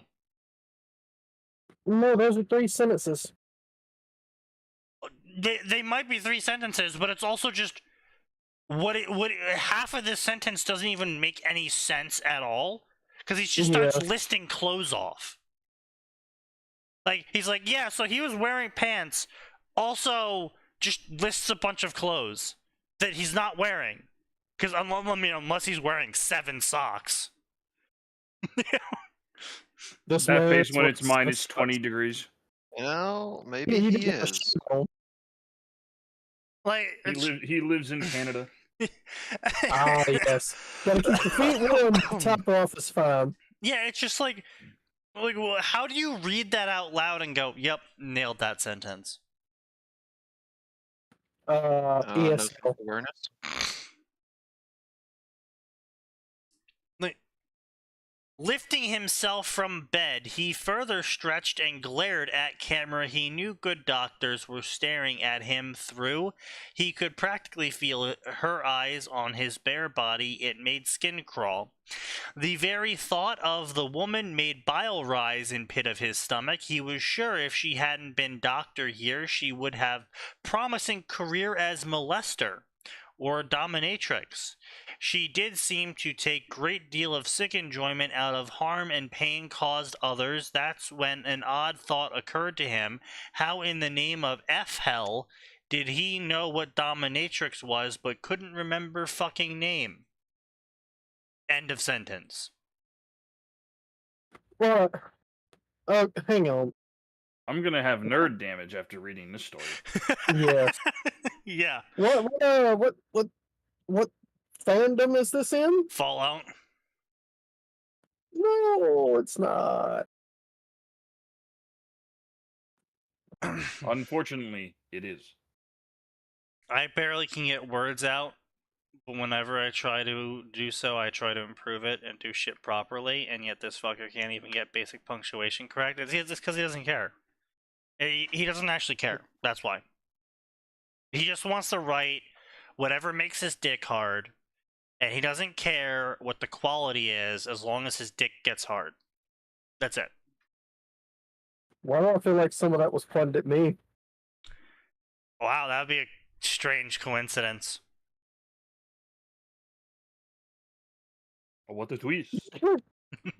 Your tone seems to imply something there. You're just reading too much into it, Sign. I don't know what to tell you. If you feel like this is somehow starting to apply to you, I think that's a you issue, not a.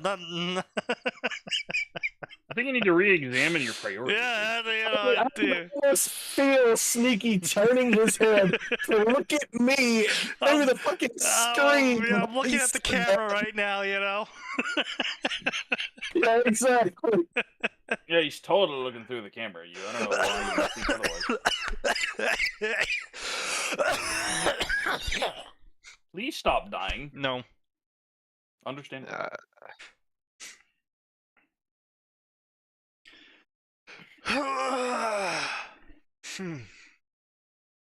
Anyway. So yeah, the sex story from the women. You only live 3 times. A mourning mother with terrific amounts of trauma unleashes her craziness upon the Commonwealth. Will she avenge her husband? Will she be reunited with her son? Will she live happily ever after? Haha, you know the answers to these questions because you probably played Fallout 4. But you know what they say, it's about the journey, not the destination. 16 chapters, 40k words, Soul Survivor, times Piper. Oh, that better be a really good journey then. Is there a problem with Piper? I mean, yes. What? Where did you get that from? I was like saying, like, if it's with Piper, it better be a good journey because otherwise it's going to be trash or something like that. I don't know. No, the story better be a good journey if you're going to sit there and quote an old adage to me like that. Yeah. Ah, I see. Here's the thing. I absolutely agree that, like, sometimes journey stories are really good. Slice of life stories are sort of just journeys. Yeah. They can be fun. But it better be entertaining as fuck.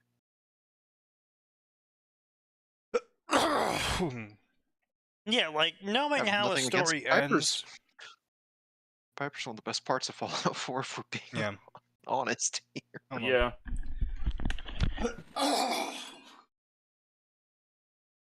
Like, I think her and Nick Valentine are the only ones I really, like, actually remember from my playthrough. Well, I mean, to be fair, they're pretty connected to the main story, but they've also got some of the most dialogue, I think, regarding some of my specs. I don't remember it off the top of my head.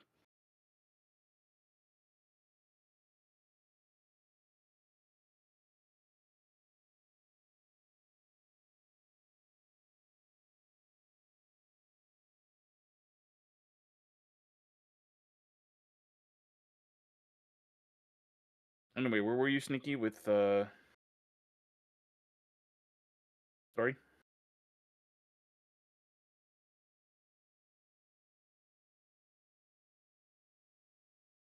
Sneaky? I think he appears to have walked off somewhere. He's dead. He went to get a drink. Understandable.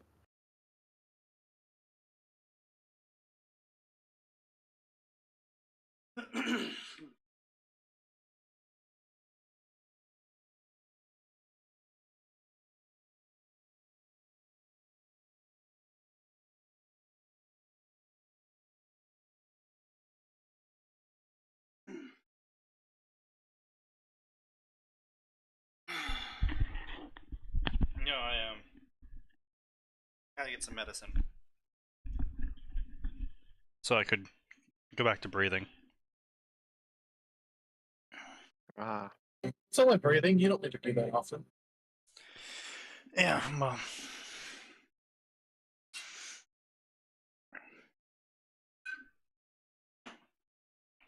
It's unfortunately that time of the year again where I can open my window for some very nice air, but then I start choking on that air. Colin, Yeah. we already got ours out of the way. Yeah, well. yeah, one of the advantages of the South is our pollen season actually starts like a week before spring does, and after usually 3 weeks, we're out of it. Yeah, we don't leave It it. started in February this year. Yeah, we don't leave it until winter. We have to deal with that shit in summer and in the fall. It doesn't stop. Yuck. Yeah. Accurate description. So next up we have all right, let's see what the grammar is on this. Holy shit. So it's good. Oh, it's great. Let me just post that for you guys so you can experience it yourself. You know, I'd not. Diamond City home run. Piper hadn't seen Alex since night of the attack at Starlight Drive-In. She didn't expect her to show up in Diamond City, and certainly not to be standing on her doorstep. Now, Piper wonders if they can't pick up where they left off months ago. A female soul survivor times Piper Wright story, of course, why not? Also featuring Kate and Curie, because why wouldn't you taint the only innocent character in Fallout with your debauchery?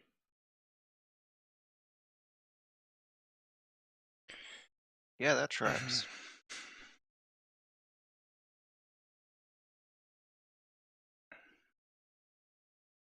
Smoking hearts and broken guns. The Commonwealth is not a forgiving place or...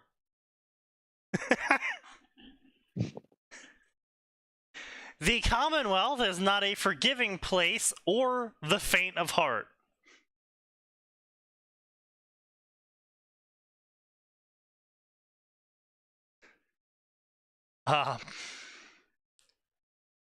The Commonwealth is not a faint of heart, guys.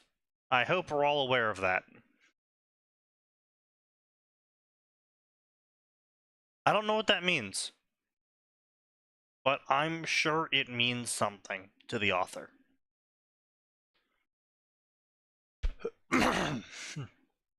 So, much was lost in the blink of an eye, but perhaps the Commonwealth is also, probably, not ready for the King twins when they come into play after springing loose out of the vault. Good luck out there, you crazy kids. So this is, of course, a double self-insert OC combo here, where the author Disgusting. decides to go with a full OC adventure, but of course probably still somehow wedge the canon storyline of Fallout 4 into it. Disgusting.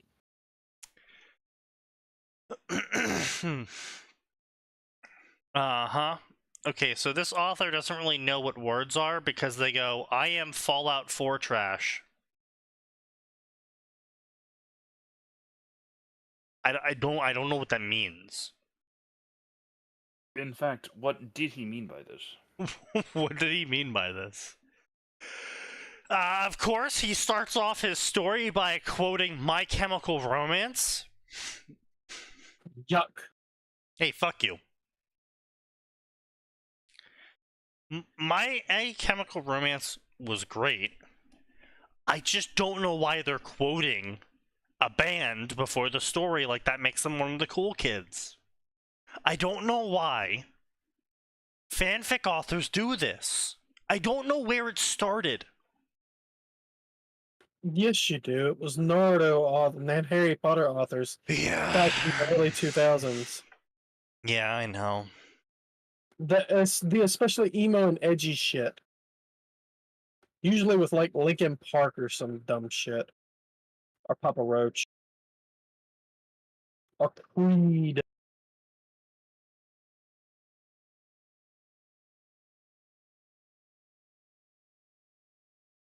Jesus Christ. Oh, wow. And it all begins with the opening of Little Ol' Vault, a voice Soto Voke as he watched behind windscreen, leaning forward in his chair. One hand gripped barrel of rifle that was watcher on his hand waiting. The ground shook and trembled as metal creaked and opened with mighty scream of protest. Wider and wider still, like steel jaws yawning open to reveal innards.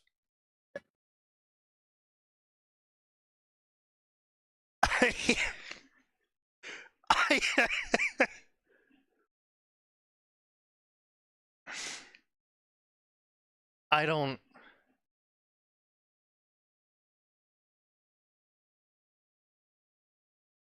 Oh boy, I don't know. I don't know, man. I feel like I'm having a stroke reading that.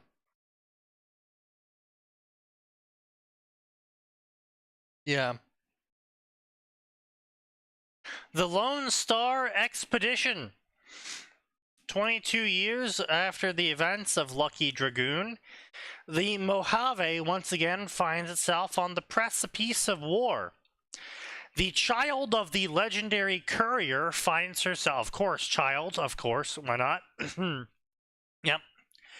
Finds herself tasked with an overwhelming mission and must rely on the best that California and Nevada has to offer to protect her. Meanwhile, an aspiring documentarian seeks to witness the events and the people of the adventure as it unfolds. So basically, this is a 100-chapter, 500k word attempt at writing their own Fallout story without even... Yeah, kudos to them. But the problem here, the main issue I have with this story is that it uses the blatant OP MC from New Vegas.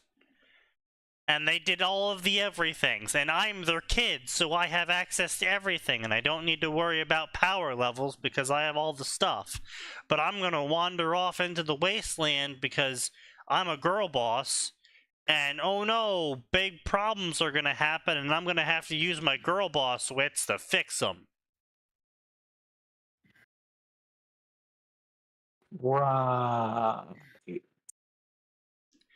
It there is nothing more that I hate when it comes to actual fanfiction. So we're already discluding all of the coffee shop AUs and garbage, right? But when it comes to actual fanfiction of the fandom, where they try to write this like original story, and hey, look, hey, if you want to write a story, a Naruto story, for example, right? You want to write a Naruto story about a cloud ninja. And, you know, the events of Naruto they're happening in Konoha. They're still happening, right? And you want to write how a cloud ninja is living with the repercussions of the shit that Naruto is going around doing. Cool. Okay, he's having his own adventure as well. You know, he's fighting his own bad guys. Cool. Okay. Good But for if him, you're question like, mark? what? Yeah, I'm going somewhere with this. But if you're like, he's a cloud ninja who's the secret lost son of Minato and Yugito.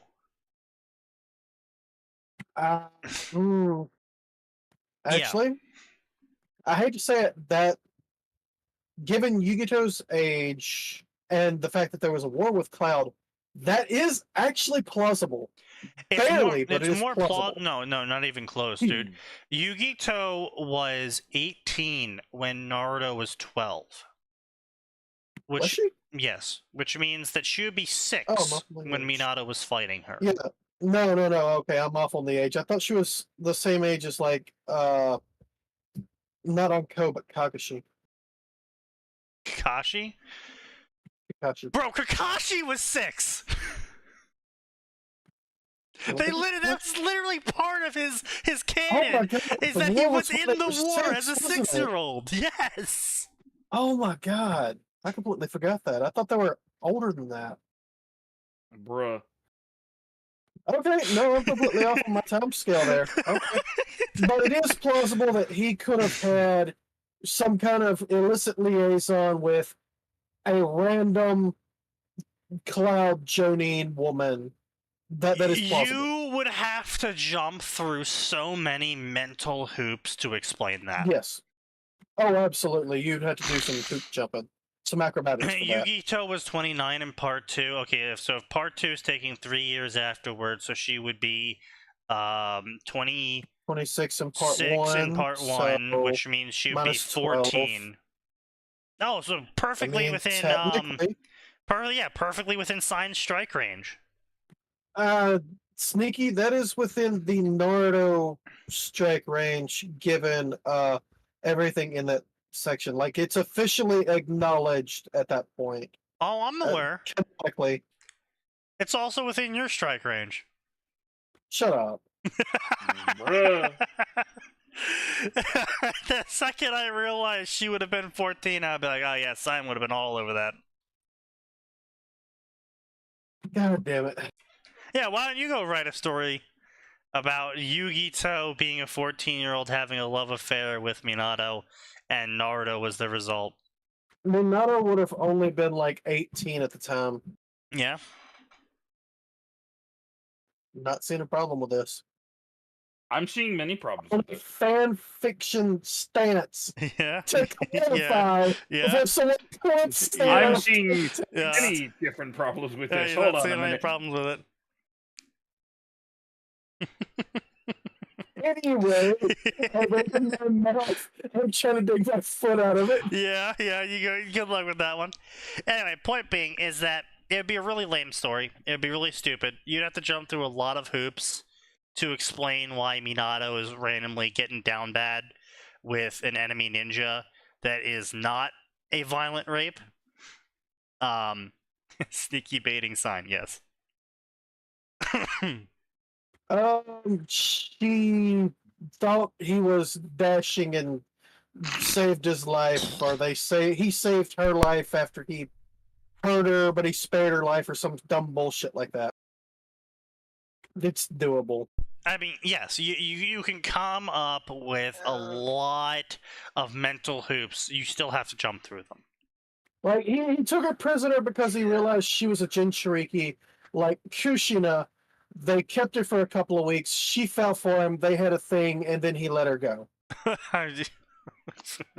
Like, he was trying to talk her into going back to Konoha with him. Yeah, Minato would definitely do that. Yeah, you got it, sign. He definitely risked Kushina's wrath in that Yeah. instance. You're right. No. What I'm Yeah. saying is, he would try to convince her to come back to Konoha as a strategic asset, not Yeah. as a love interest. Yeah. If she falls for him, that's on her. Yeah. But Minato would, in fact, do the Minato thing and go, you know what? This is a walking WMD. Let's see if I can convince her to come back home with me. Well, actually, Minato doing the Minato thing is genocide, but yeah, sure, let's go with that. Yes, there's that too. This No, is it's the king Minato of war crimes. in war mode. Yeah, this is Minato entering This is Canadian Minato mode. in Yellow Flash. Yeah. This is Minato going, that's a WMD walking around the field. I'm going to fix that. Wow, what if I I'm hyper about to kill stop it? saying sorry. Yeah. Yeah, he'll say sorry on your corpse. He's going to ultra kill you. He's gonna stop saying sorry. Boot, just stop saying sorry. You know, my favorite part of John Ultrakill was when he came in and said, I'm Morbin. Fuck off. Have we taken the joke too far? No. Never. Yes. Shut up, Peanut Gallery. You're not allowed to speak. Go back to fucking that fictional 14-year-old. It's Morbin time. That's what I thought. God damn it. Days in the waste. Come down to Mojave and live day in the waste. A humor story. One favorite. Yeah, I can't imagine why. Alright, so let's see. Dialogue. Okay, so the narrative on this isn't too bad. I'm not a huge fan that the entire first chapter starts off with a multi-paragraph lore dump about how New Vegas ended. It's just a lore dump. Not a big fan of that. You know, that's the sort of thing where if your story is going to be after the end of the game, maybe you'd be like, oh yeah, this takes place after these endings in the author's note or something, and then start from there.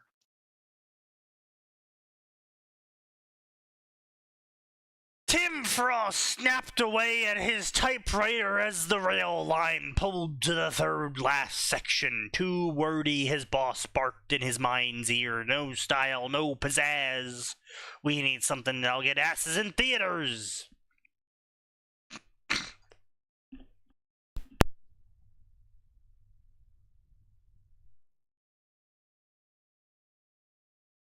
Okay, so, okay. I'll give its grammar, good. Good grammar. Seems to be on top of his spelling. Seems to be spelling things correctly. Seems to be generally using punctuation correctly. I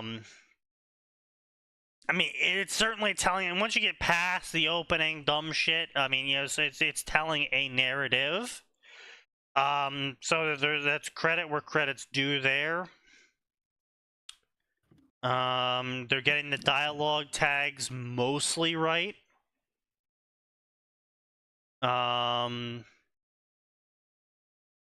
Yeah, okay.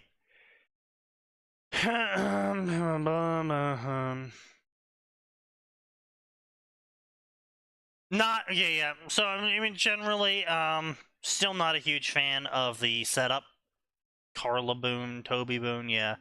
I'm not a huge fan of the setup here. Oopsies.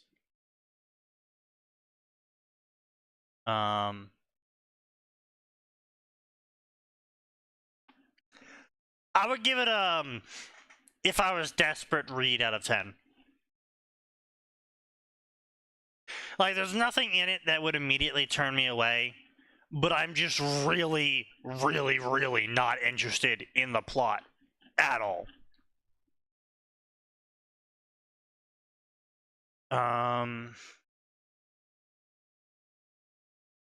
Been reading Rural Rose stories recently. I've noticed a lot of sociopath, psychopath MCs, which makes me worried about the authors. I mean, it's trending. Yeah. QQ is also trending. I mean, the problem is that a lot of these people are... have always been. They've always been sociopaths. They've always been psychopaths. And now that that sort of style is trending, they're coming out of the woodwork to write their story that they were afraid that if they wrote earlier, people would point at them and go, oh, he's one of those people. Kill him. I think that has to do with a larger shift in perceptions in general. Yeah, also true. I feel like I least can in the never US. enjoy another isekai story after reading the John Brown isekai story. John Brown was a fucking terrorist. Yeah, Yeah, what?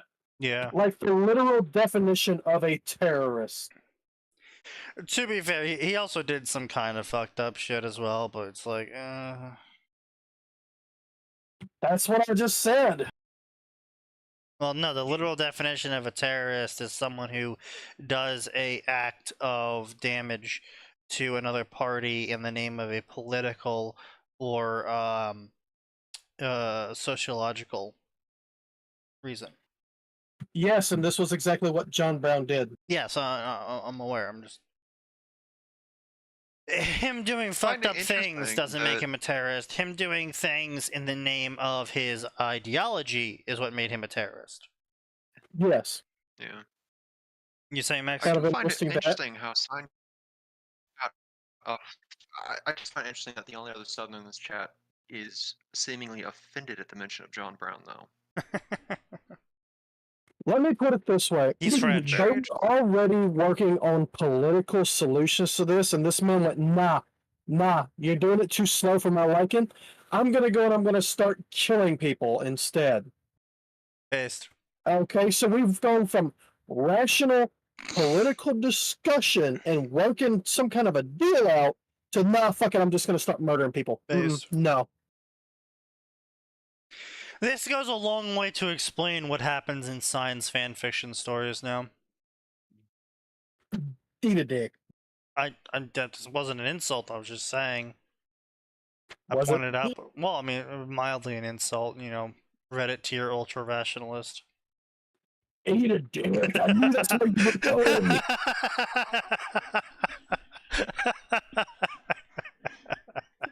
Right the first time. God damn it, Sneaky.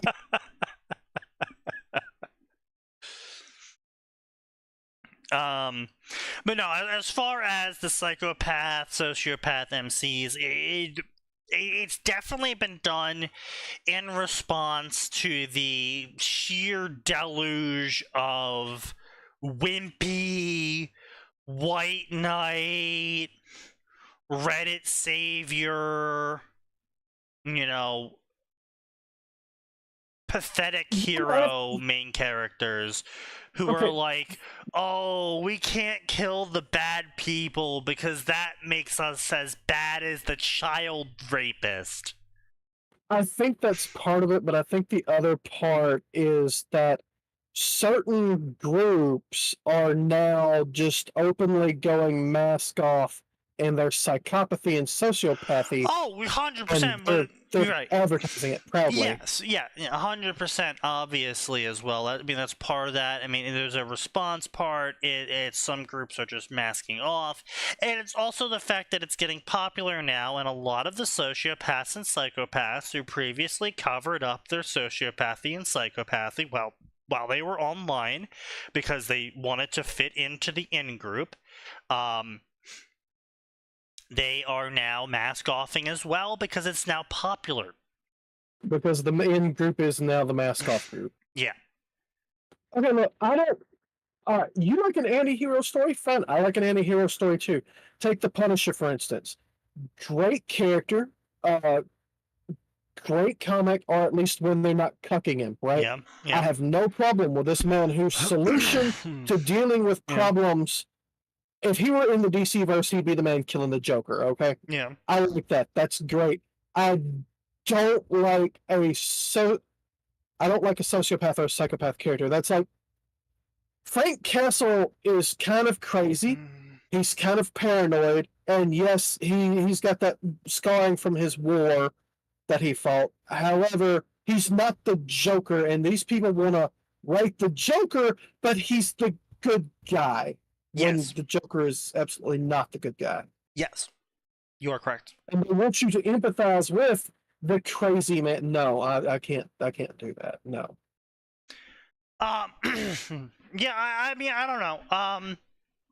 I mean, my story, that the fictional hypothetical worm story that I was gonna try and write one day, and then I finished one chapter of it, and I said, why am I writing a worm story? And then I stopped writing a worm story.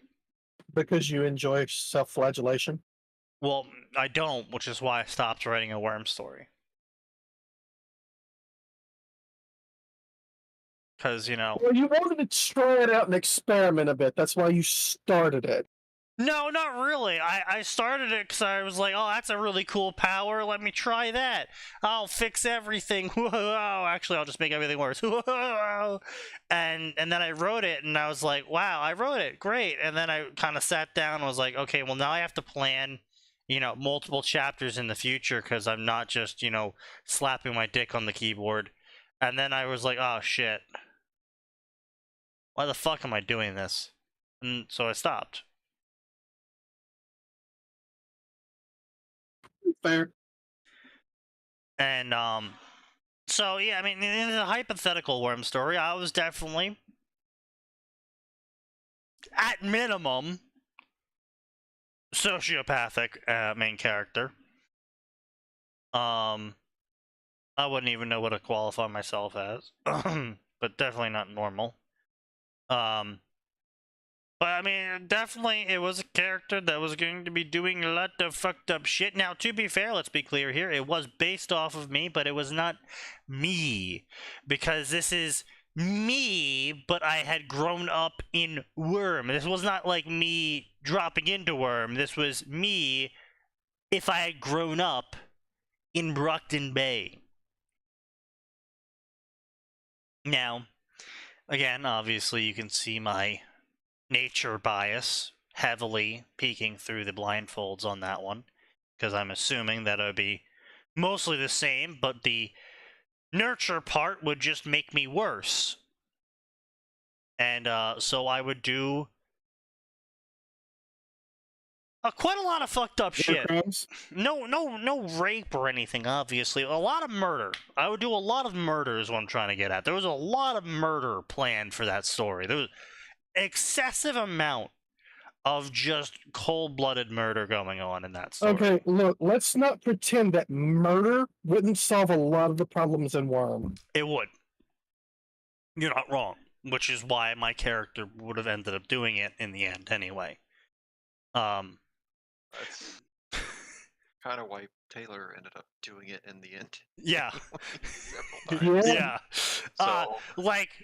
For the start of the... So in Chapter 2, well, the original plan, right, was...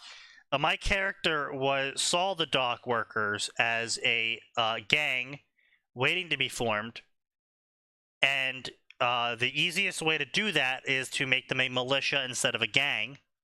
And, yeah.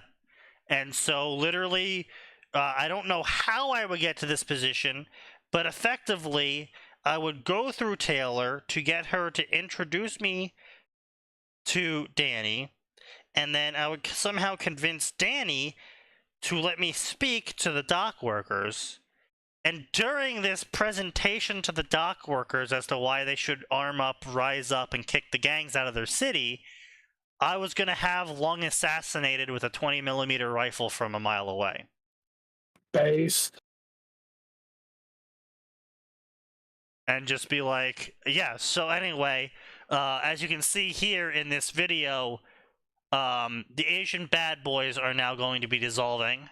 So I think this would be a great time for us to rise up and absolutely kick the shit out of everyone in this city.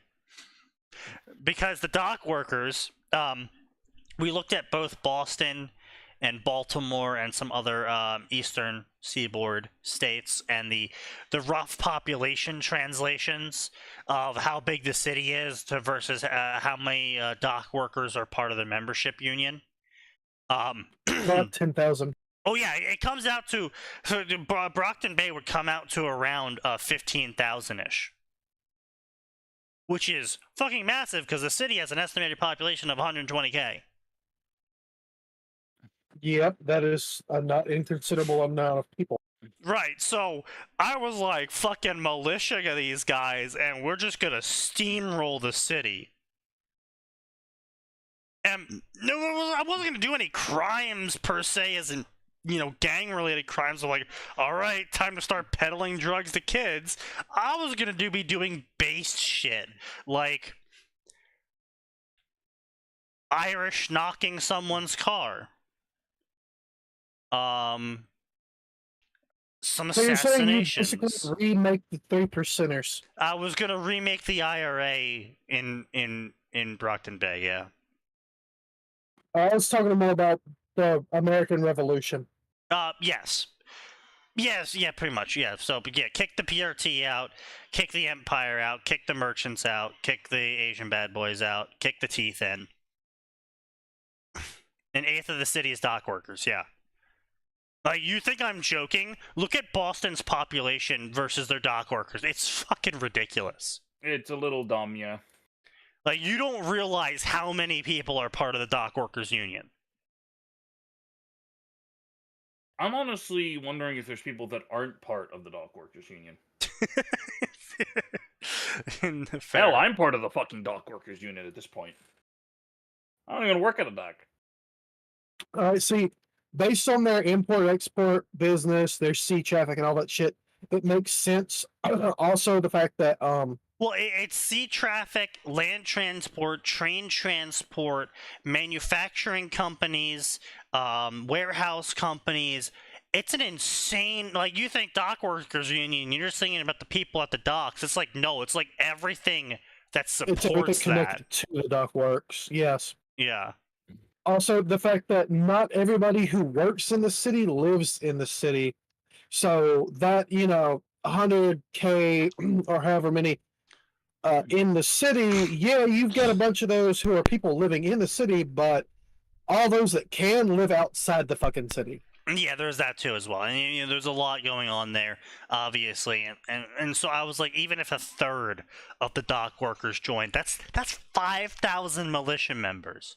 That's insane. That's more than most police departments in major cities. That's larger than every gang, plus the police, plus probably the National Guard for the state. And so all I had was in my fucking head, basically just like raiding Empire storehouses, kicking down the doors of Asian bad boy places, stealing their guns, fucking stock workers unions. So we armoring up and arming up those Hilexes. Oh yes. There's a lot of just with tools like wrenches and shit. Breaking legs. That's a lot of leg breakers. No, not yeah. And on top of that, there's a whole bunch of shit you can do with PVC pipe. You can make some homemade rocket launchers out of that shit. Let's Irish. not go full out, all right? Yeah, Irish goodbyes. Oh no, that's what my story was gonna be. It was just gonna be me escalating ridiculously. Because, well, yeah, it turns out that if you actually get the local population to rebel against the corruption, there's a lot of people that would. This is the case of why don't the people just rise up and kill the Joker? Yeah. Because then the story wouldn't happen. It's literally the story wouldn't happen. Although I have, I think some people have said, if the Joker actually existed, someone would, a guard would literally walk up to his cell, pull out his gun, shoot him, and he would get a medal. Yeah. Oh, absolutely, 100%. Yeah. Like, I don't even know that he'd make it to the fucking jail. I don't think he'd make it to the courthouse. I mean, well, considering the fact of some of the mad lads we've seen in the past, no, there's quite a good chance he would not make it. No. Mysteriously, the Joker hanged himself in the van. We don't know how he did this. Yeah. Yep. Well, we walked away for 5 minutes. We came back. He had somehow hung himself. Like Batman's just Six shots just in the back like of his head. standing there, like the two guards have just finished the deed, and he's just like, you know, I don't feel good about this, but it's kind of nice that he's dead. But anyway, yeah. So I mean, that's definitely a reason why a lot of fan fiction right now is starting to turn around and be like, "Yo, what if the Joker was the hero and he's gonna go around and start fucking blendering people?" That is a clear reason why. Because I mean, we have shit like fucking MHA right now, where it is just Jesus, the most pathetic limp dick main character ever. And everyone... Is a good character. Izuku's a good character. He's just fucking weak. He's mentally weak. Yeah. No, All Might is a good character, but Deku is dog shit. Like, I get All Might going, you know what? No, I'm going to go full non-lethal. I'm not going to kill anyone. I absolutely don't have to. I will jail them, and I'll do it because I am that strong. Because I can do that, right? Deku isn't there anywhere near that yet, but he tries to do that. It doesn't work. Why would you do that? I just gave you a full explanation of why I do that. I told you, shoot me or I shoot him. Those were your choices. I didn't choose shoot him. Put down the gun, round and walked away. How was that not? I just didn't think you'd actually go through. Yes, thank you, Nose, for yes. Exactly that, yeah. But you know, I mean, there's definitely an interest for these sorts of characters now because of the prevalence of these weak male figures in media. That reminds me, Wildbow pulled off making Shadowstalker 2.0 into a main character. Yeah.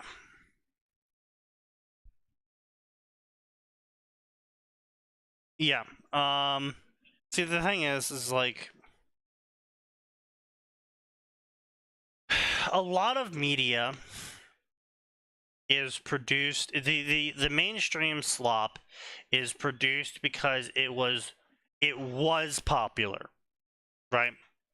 The counterculture will always be the opposite of whatever's currently popular. Even if the counterculture is popular, it's still whatever's being produced mainstream that the counterculture is going to be rebelling against. And right now in the mainstream is actually technically the counterculture at this point, because these people are producing more and more weak, limp-dicked men that have they're empty as far as role model character size goes. They are vacuous. They are net negatives. Remember, Sneaky, they're doing a lot of this because actual, genuine, good old-fashioned heroes are considered examples of toxic masculinity. I'm aware, but my point being, though, is that the counterculture to the mainstream slop is therefore then going to be Frank Castle, but even worse. Like, which is dumb because Frank Castle's really not that good. I don't fucking care. Yeah, Frank Castle's not that good of a character. Yes, that's what I'm saying. No, it doesn't. It's not the point whether he's a good character or not. The point is that it's not the mainstream slop. They are different from the mainstream slop by being the opposite of the mainstream slop. And if the current mainstream slop is a super weak male character who can't do anything and makes everything worse, then the counterculture is going to be this alpha-bodied, super Chad, hyper square jaw individual who's like, oh my god, I can't believe you would shoot all the children. And he looks at the camera and goes, yeah, Too bad there wasn't more. Oh wait, we've already got that. It's fuck, what's his fucking name? He was in Homelander. not Homelander.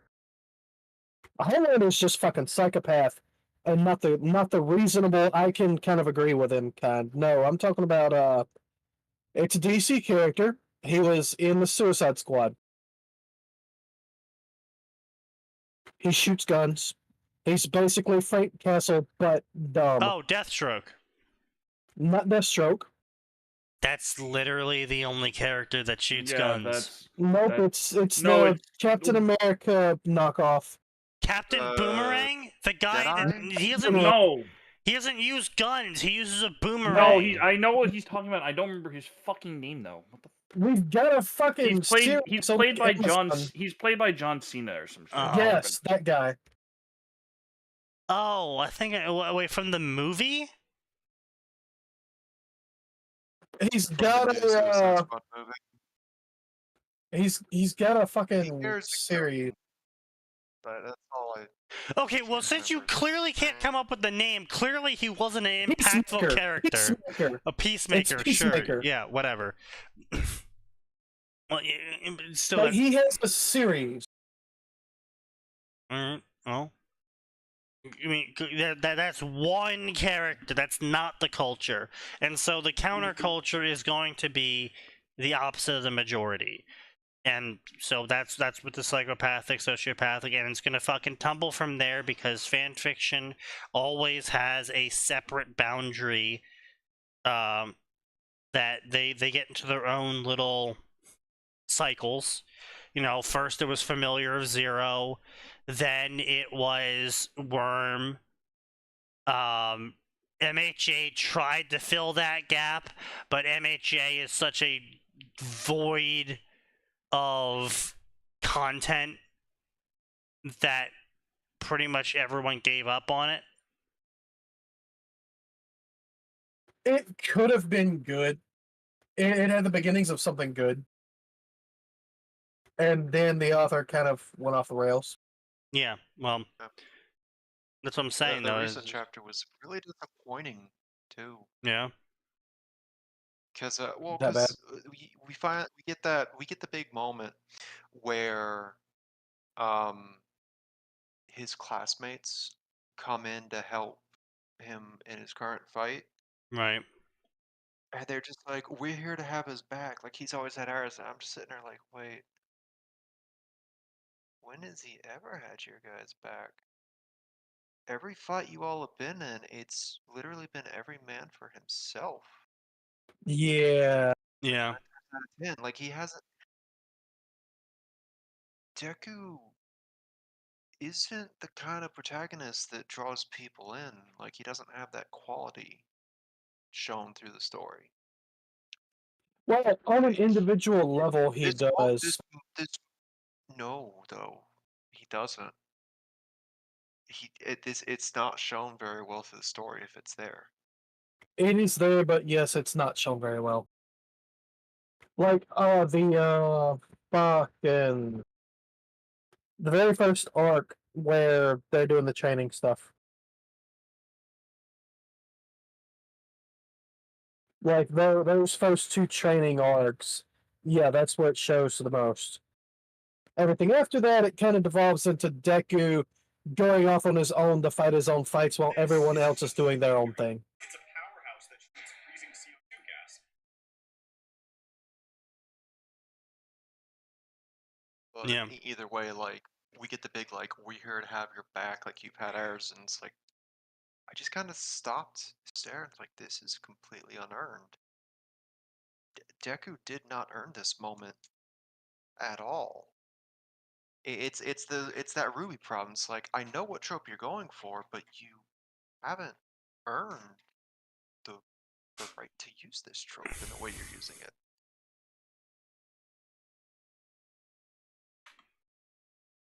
Yeah, that's the main problem. Also, on top of that, they keep escalating in terms of the status of powers, where at first it was like, oh, everyone gets powers and we don't know why. Then it was everyone gets powers and it's because of genetics, and that's why all of these really fucked up quirk marriages happened and they had to be outlawed because people would totally just stop trying to pair themselves with compatible quirks, otherwise their child would turn into a fucking monster. Anyway, so yeah, we're just gonna skip over that part where children just become unredeemable monsters, and then it was like, okay, but actually quirks are part of the soul, and One for All can still steal them. But anyway, also, quirks are actually quirk singularity, where each generation of quirk users produce stronger quirk children, and actually one day we're gonna reach where people are all Superman, and it's just like, huh? Yep. So, like, eventually the quirks would be unstoppable. It's like that happened in the first generation Yeah. with all Yeah, for they're one. getting back to that. Like,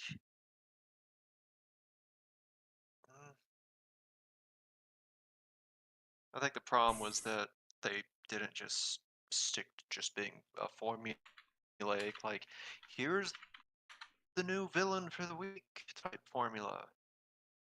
Having an overarching villain was probably one of the biggest mistakes that series made. No. Having an overarching villain would be great. You just have it interspersed with villains of the week that the overarching villain is sending at them to My test Weaver them or fuck Academia. with them. I'm aware of the formula, but I think that still would have hurt MHA if I think you could have gotten away with MHA in near entirety with only one change. All for One doesn't exist. No quirk like All for One exists. There, MHA is fixed. No, because then you've still got that whole, well, we can't kill anyone problem. No, but that's fine though, because the problem is that could easily be a focus. Yeah. Of an arc or two. But the real problem is to the thing is that the All for One is a active threat to narrative. He's not an active threat to the characters. He's a threat to the narrative, because he is a 300-year-old super mega giga quirk stealing crime boss who is so legendary that criminals will just like literally worship him if he shows up and says, hey, do this job for me, and they'll be like, oh my god, go suicide bomb the police? Yes sir, Mr. All for One, you're my hero. Here's the thing. There are definitely cults like that in Japan. I'm not saying that's bad. I'm saying it's bad that it's all criminals everywhere in Japan, period. And the fact that he's this 300-year-old quirk stealer makes him into an existential threat that you literally can't deal with. Actually, you know what? No. He could exist in world. He could have existed in world. But All Might killed him during their decisive battle. Right, he sure. critically injured and crippled All Might. All Might killed him. And the entire story is the passing of the torch to Deku and Deku learning to stand on his own 2 feet. Yeah, Deku's greatest arch villain rival thing could have even been someone who saw All for One and tried to become the next symbol of despair, right? I mean, we literally had that character, and then they decided, nah, I don't want. I want to have some like weird thing where he's redeemable now. but right, whatever. My point is that they could, all you need to do is remove him from the active narrative, because right now every single villain plot has to be a plot from All for One, because he is the Giga Ultra villain deluxe. He is in everything. He's part of the government. He's part of every crime family. He has his fingers in everything canonically because he's fucking 300 years old. He is older than nearly every organization in canon. Yeah, the current story Which has means- gone way too much You know what? into. It quite literally, Immortal it's the Moriarty. same as Worm. Everything's a Ziz plot. Everything's a Contessa plot. It doesn't matter what kind of ridiculous shit. You got hit by a chicken falling out of a truck on fire, and it set off a grenade on your belt, which killed the civilian next to you, who then sued your family for wrongful death, and that put you into financial ruin, which made you accept the deal that the villain offered you when you needed money to pay off your father's cancer bill. It was an All Might plot. It was an All for One plot. It's like, okay. Yeah, it's dumb. An Immortal Moriarty might have been interesting. An Immortal Moriarty might have been mildly interesting, but like, you could have kept him as an immortal, but the fact that he's an immortal who also can steal quirks, who also can use all of the quirks simultaneously, who also is a super giga crime boss deluxe 9000, it's like you're stacking all of these templates, and you've turned him into a villain of the same tier as Galbatorix, where it's just like, well, how do you beat him then? Oh, you beat him but through the power of friendship, and because he took the idiot ball, said, no, that's weak shit, and did a line of idiot ball just straight up his nose, and then shoved 2 idiot balls into replacing his intestines, and then ate another idiot ball, and then punched an idiot ball into his heart. Like that's how All for One got beat. It's like, oh wow. No, daring today, aren't we? And then somehow he returned. God damn it. That's not even a joke. That literally fucking happened. That literally happened, which is, again, my point. It's just like, I hate it. It's awful. Oh, by the way, he's returned twice now. By the way. yeah, this is my point. Where he's an existential threat to the narrative. You can't have a narrative so long as All for One is around.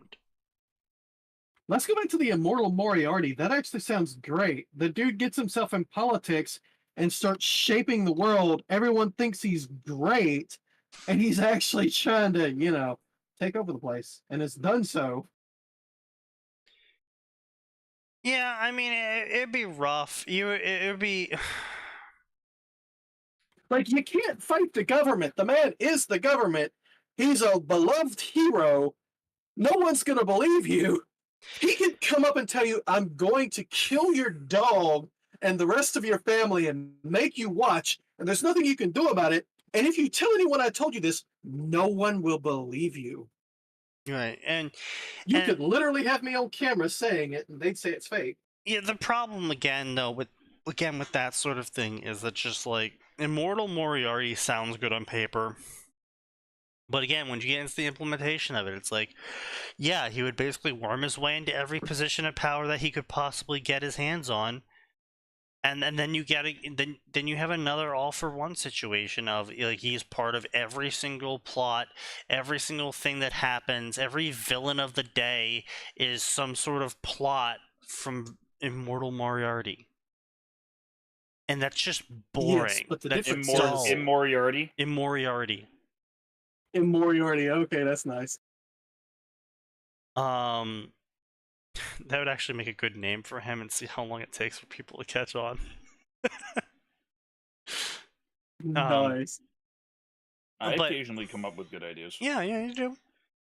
But like, Nose did not suck today. Counterpoint. Go fuck yourself. For implying that I suck often. Well, Nose's middle name is Hoover. Inshallah, I shall smite you. Wait, hold on a second. What did you say my middle name was? Hold on a minute. I just said that on fucking principle. What the fuck did you just call me? What did he fucking say? Genuinely, what did you say? Say it, bitch. Am I gonna have to fucking... Oh, nobody tell him. Yeah, nobody tell him. Had All for One decided on a tactic that would cost him less time than he was losing by taking All Might's repeated punches? He had. All for One spoke for the second time. 4 words, barely audible. It took time to sink in. All Might let his hands drop to his side. He turned the sounds around in his head, trying to convince himself of a different configuration, convince himself he had heard wrong, but he hadn't. It dawned on All Might. He had contested his power. Oh, Jesus Christ. Yeah, see, that's the other thing that I really, really, really despise about My Hero Academia crossovers is My Hero Academia fans try and jam every other power system into My Hero Academia framework.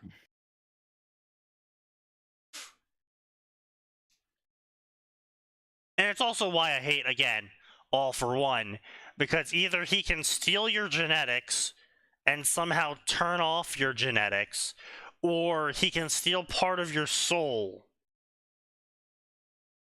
It's like, yeah. And not kill you. And not kill you.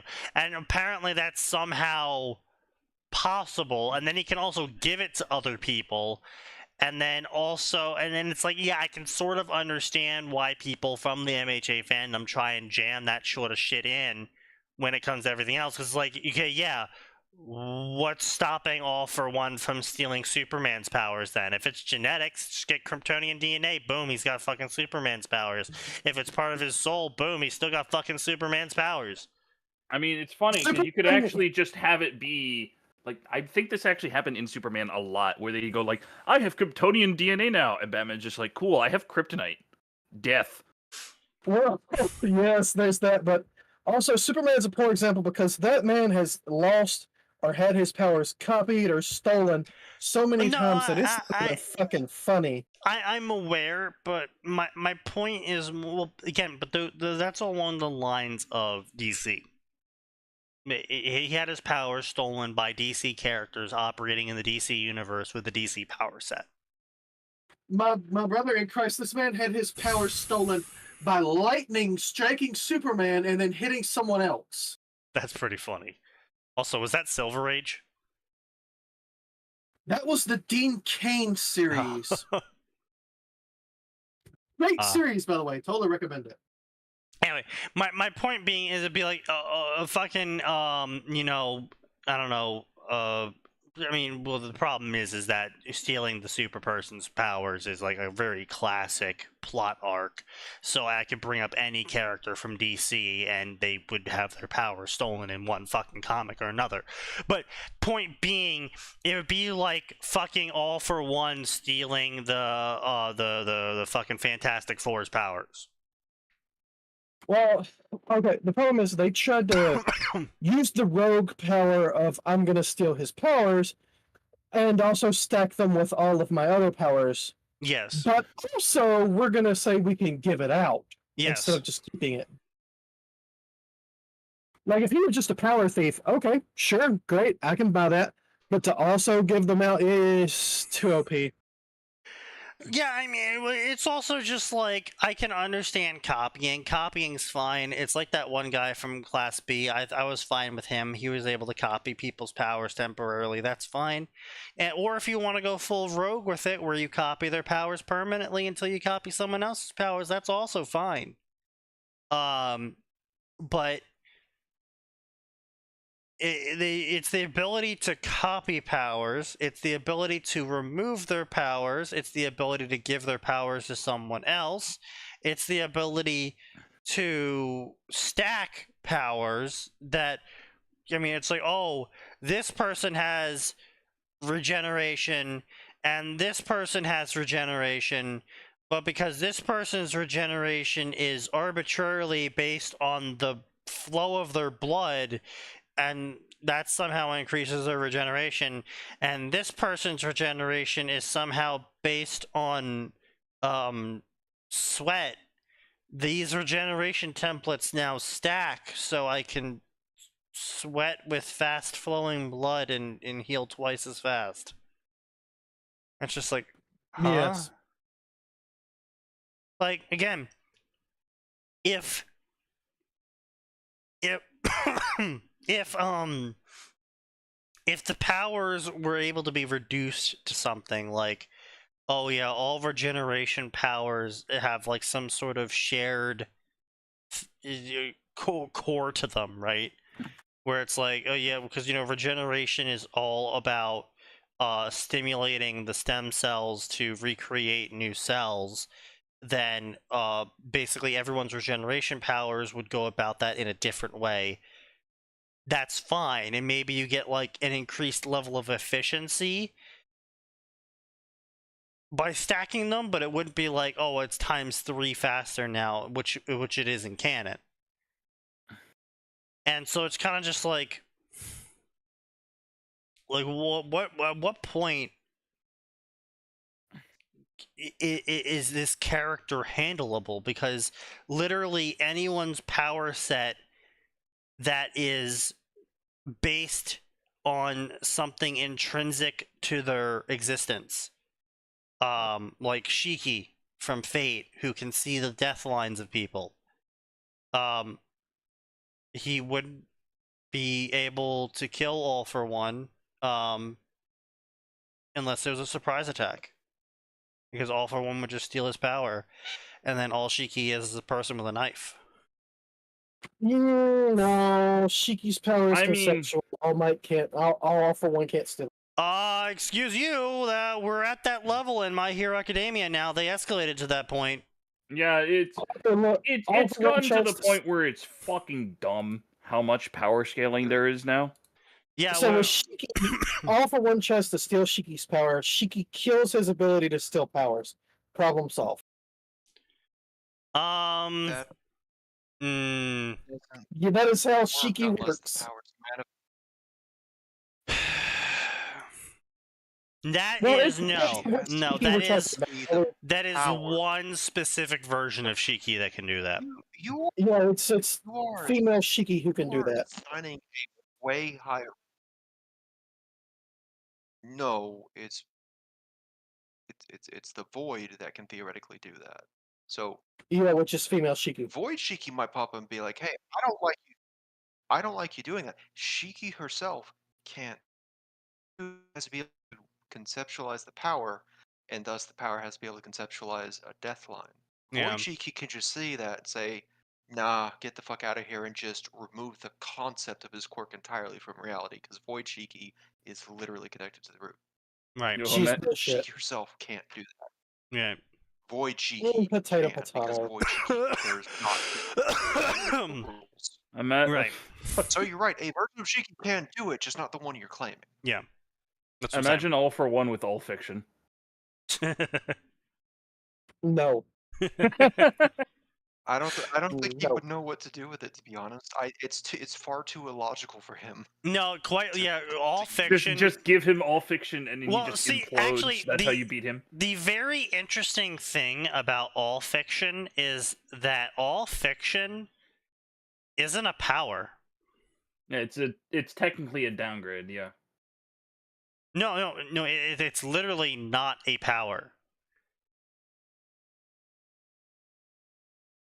The What do you mean? dude was so delusional, he manifested a new reality. Wait, who is this? Kumagawa. The Madaka box basically abnormal. Okay, someone else explain this. I'm not up. Yeah, this so right now. Madaka Box is some cracked ass wild shit. I But started rereading it. It's some. Yeah. it's So some he's fucking more weird. Haruhi, right? huh? If it's been Parody? 8 years since you read Madaka box, it's a good. No, not really. Not really. Okay, so the Um, thing is with all fiction is based off of his delusional fantasy of reality, which he manifested through sheer lack of self-esteem, and that he believes he always has to be the loser in the hero's story. And so basically his power is that he can literally do anything with his screws. Or, well, I mean, he can do, well, okay, so he can manifest screws just for no apparent reason. But he's just built different. Wholly separate from that is he can just decide parts of the narrative are different now. Oh. Like he can straight up control the narrative. Yeah, he literally controls the narrative. And so he's just like, at one point he's like, yeah, the sky's pink now. I'm everyone's best friend. No one knows who you are. Yep. Of course, that doesn't stick because he always has to lose. Yeah, but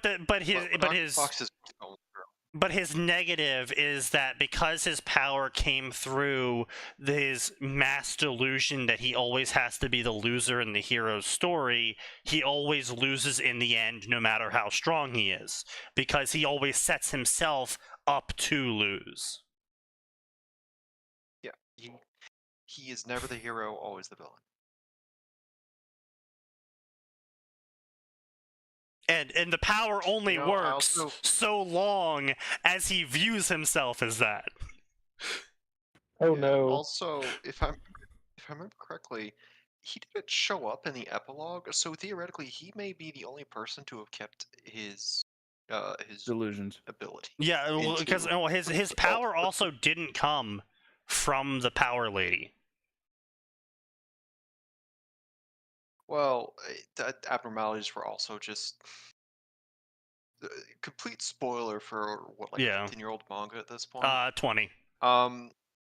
It's Jesus. it's all based around the idea of Chunin syndrome. Yes, quite syndrome. literally, what if Shooty syndrome actually gave you powers?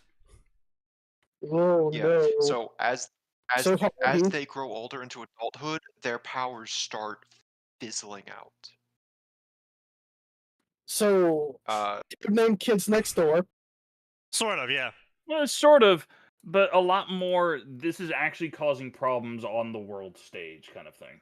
Like, the genuine reason as to why a student council president has more power than the mayor of the city. Because she's the student council president, obviously. Well, also because she has the abnormality that makes her perfect at everything, which means she can propose perfect political plans. Yep. And her she had two negatives, I think. One of which was that animals did not like her. Yeah. Animals hated her because they literally couldn't see her as anything more than a predator. And That's I mean the that top as predator. She's the top predator.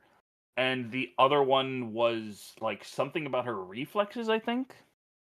Like she had manual muscle control, but that also meant she didn't have automatic muscle control. Yeah.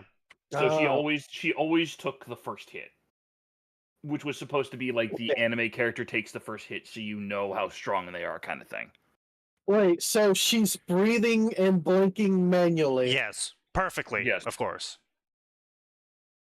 But if she has no automatic muscular control, yeah, she's also digesting manually. Yes, perfectly, of course. Perfectly, of course. Yes. In her sleep. Yes. Yes. Okay.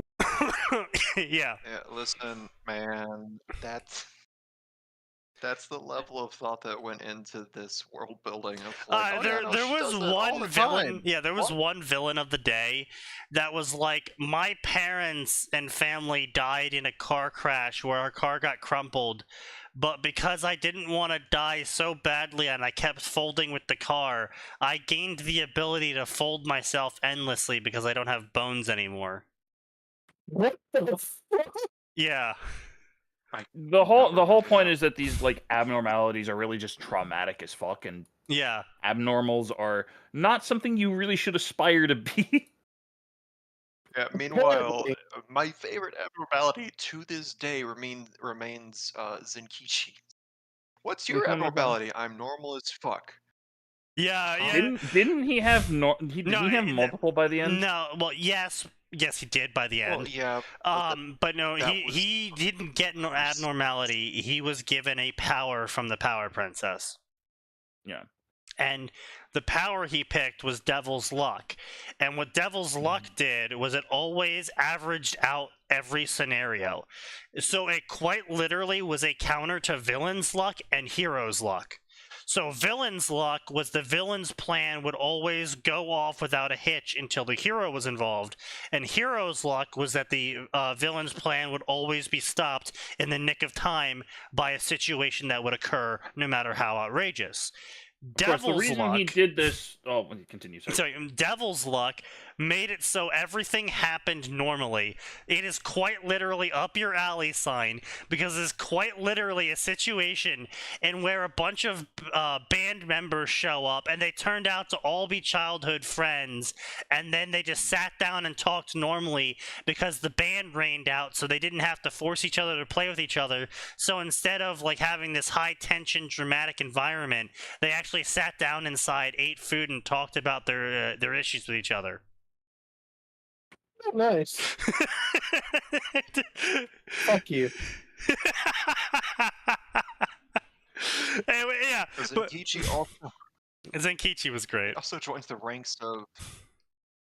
He got to join the ranks of Jack Rakian as well. Of like, Yeah. I've been unexisted. I don't like this. Yeah, I will And now proceeds to punch myself himself in the back face, into reality.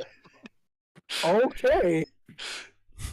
Yeah, that's the other thing Listen. about Zenkichi is that he trained really fucking hard, and I think he gained an abnormality on his own from how hard he trained.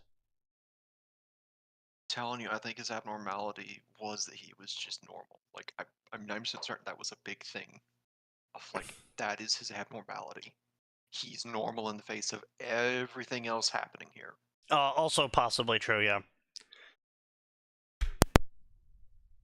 But absolutely, Knockbox is worth a fucking read. The best part about I just Madaka reread it a couple of years ago. Still holds up. Yeah, the best part about Madaka Box, I can spoil it so hard for you, and you'll still have to read it because you'll have no fucking idea how we got to that point. It's on my list. Like, I've got it Bump it up. downloaded. honestly, Well, you the gotta list read to it. watch, the list to read, because I don't think the anime got the finish all the way through. The anime wasn't that great. The manga did some super extra shit with how you can do visual medium on a page that I don't think the anime would be able to pull off. You know what? I would argue they could do it today. Yeah. Because, oh boy, anime techniques between. Yeah, they've got a little bit better, yeah. They figured out quite a lot. Like, Bandai rolling out, Sunrise rolling out some of the best CGI we have seen, period. Blending CGI with 3D animation. Land of the Lustrous has proven that you can do CGI and it look good and consistent at the right FPS. Trigger's entire existence, just in general, with how far they've come since Yeah. Warren's Okay. gone. Okay. So I was close. Madaka Box is currently 15 years old. Oh wow, I was right on it. I was right on that. Golly, yeah, it was 2009. Yeah. Ruff, stop talking. My favorite thing about when H bombs get dropped in this chat is I never suffer because it never bothers me, but I know I can always hit someone else. God, Kumagawa was just so great.